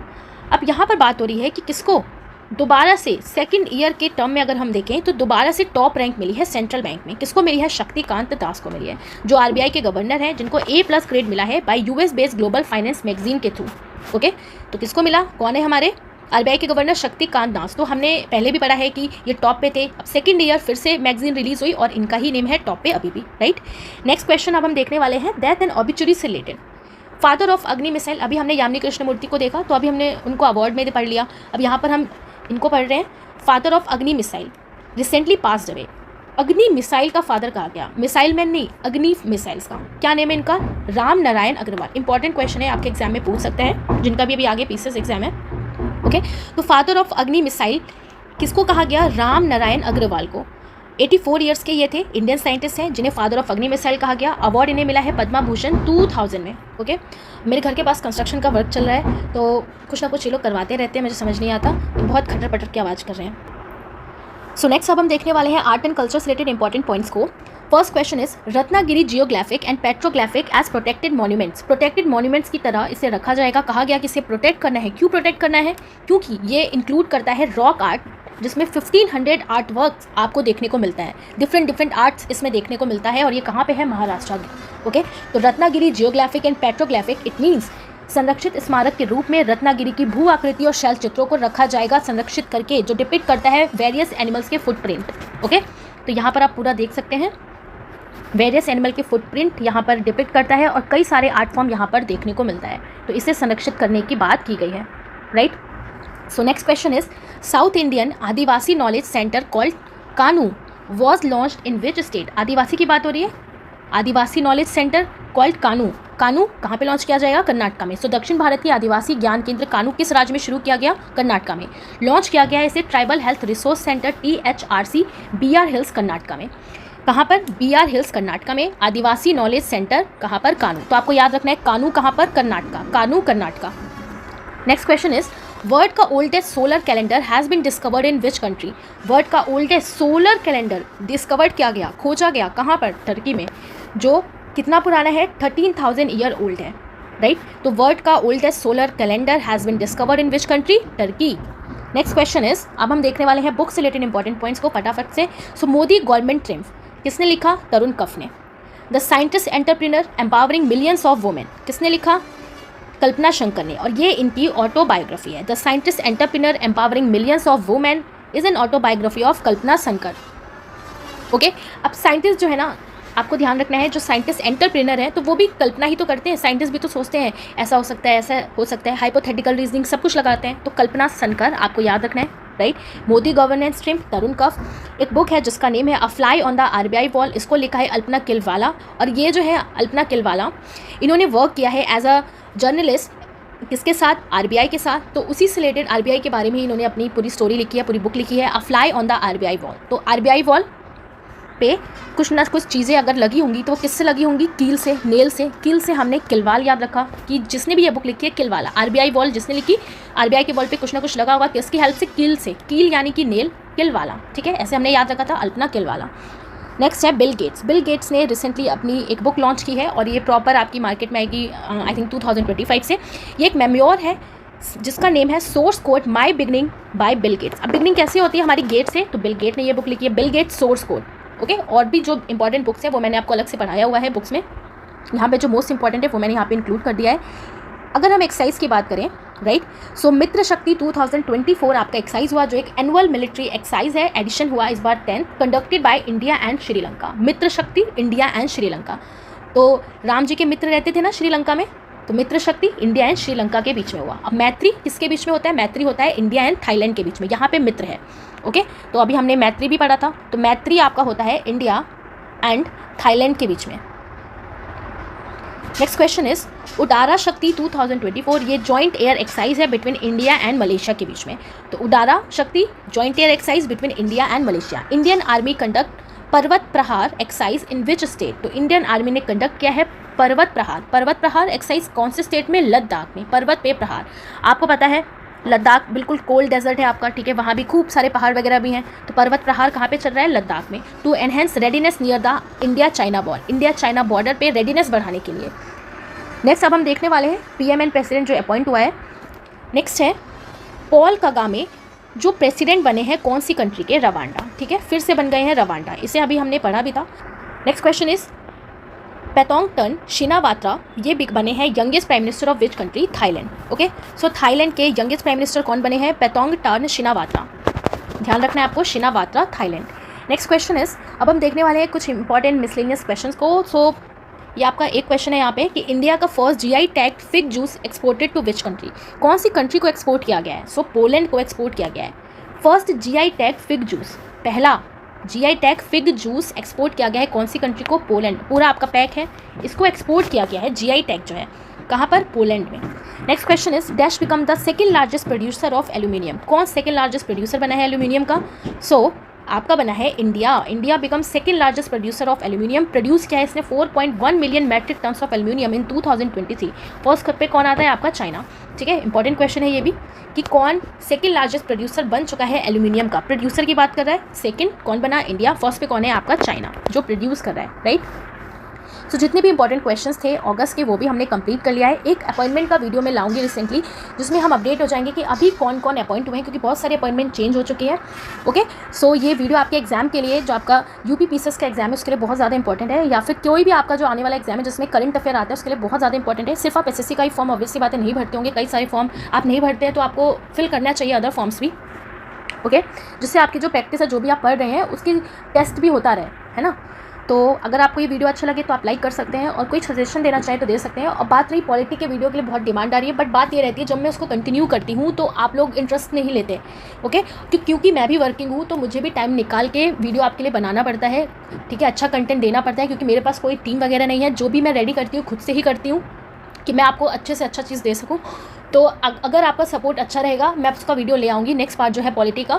अगर आपका अच्छा सपोर्ट रहेगा तभी मैं फिर उसके आगे कंटिन्यू करूँगी, क्योंकि आप लोग अगर साथ नहीं देंगे तो फिर मैं आपके लिए वीडियो नहीं ला पाऊँगी। इसलिए आप इतना गैप भी हो जाता है क्योंकि आप लोग इंटरेस्ट नहीं दिखाते हैं, एक पर्टिकुलर टाइम तक आप दिखाते हैं, फिर आपको, क्योंकि मुझे ये चीज़ समझ में आ गई है कि फ्री का कंटेंट अगर आपको यूट्यूब पे मिलता है अच्छा तो उसकी वैल्यू बिल्कुल भी नहीं है, ओके। और मेरा कोई अभी तक तो कोई भी ऐसा वो नहीं है कि मैं कुछ कोर्स वगैरह लॉन्च करूँगी, क्योंकि जेन्युइन मैं आपको इस वीडियो में बता रही हूँ। अगर आपका सपोर्ट रहेगा तो ही मैं आपके लिए अच्छी वीडियोज़ ला पाऊँगी, और पॉलिटी का मैं स्टार्ट कर दूँगी, वीडियोज़ में अपलोड कर दूँगी, क्योंकि बहुत से बच्चे हैं जो देखते हैं और मुझे वो वीडियो अपलोड करना है। उसका नेक्स्ट पार्ट मैं जल्द से जल्द अपलोड कर दूँगी। सो अगर आपको ये वीडियो अच्छा लगे तो आप कमेंट और लाइक कर सकते हैं। तो मिलेंगे अब नेक्स्ट वीडियो में, तब तक के लिए tata bye bye, take care.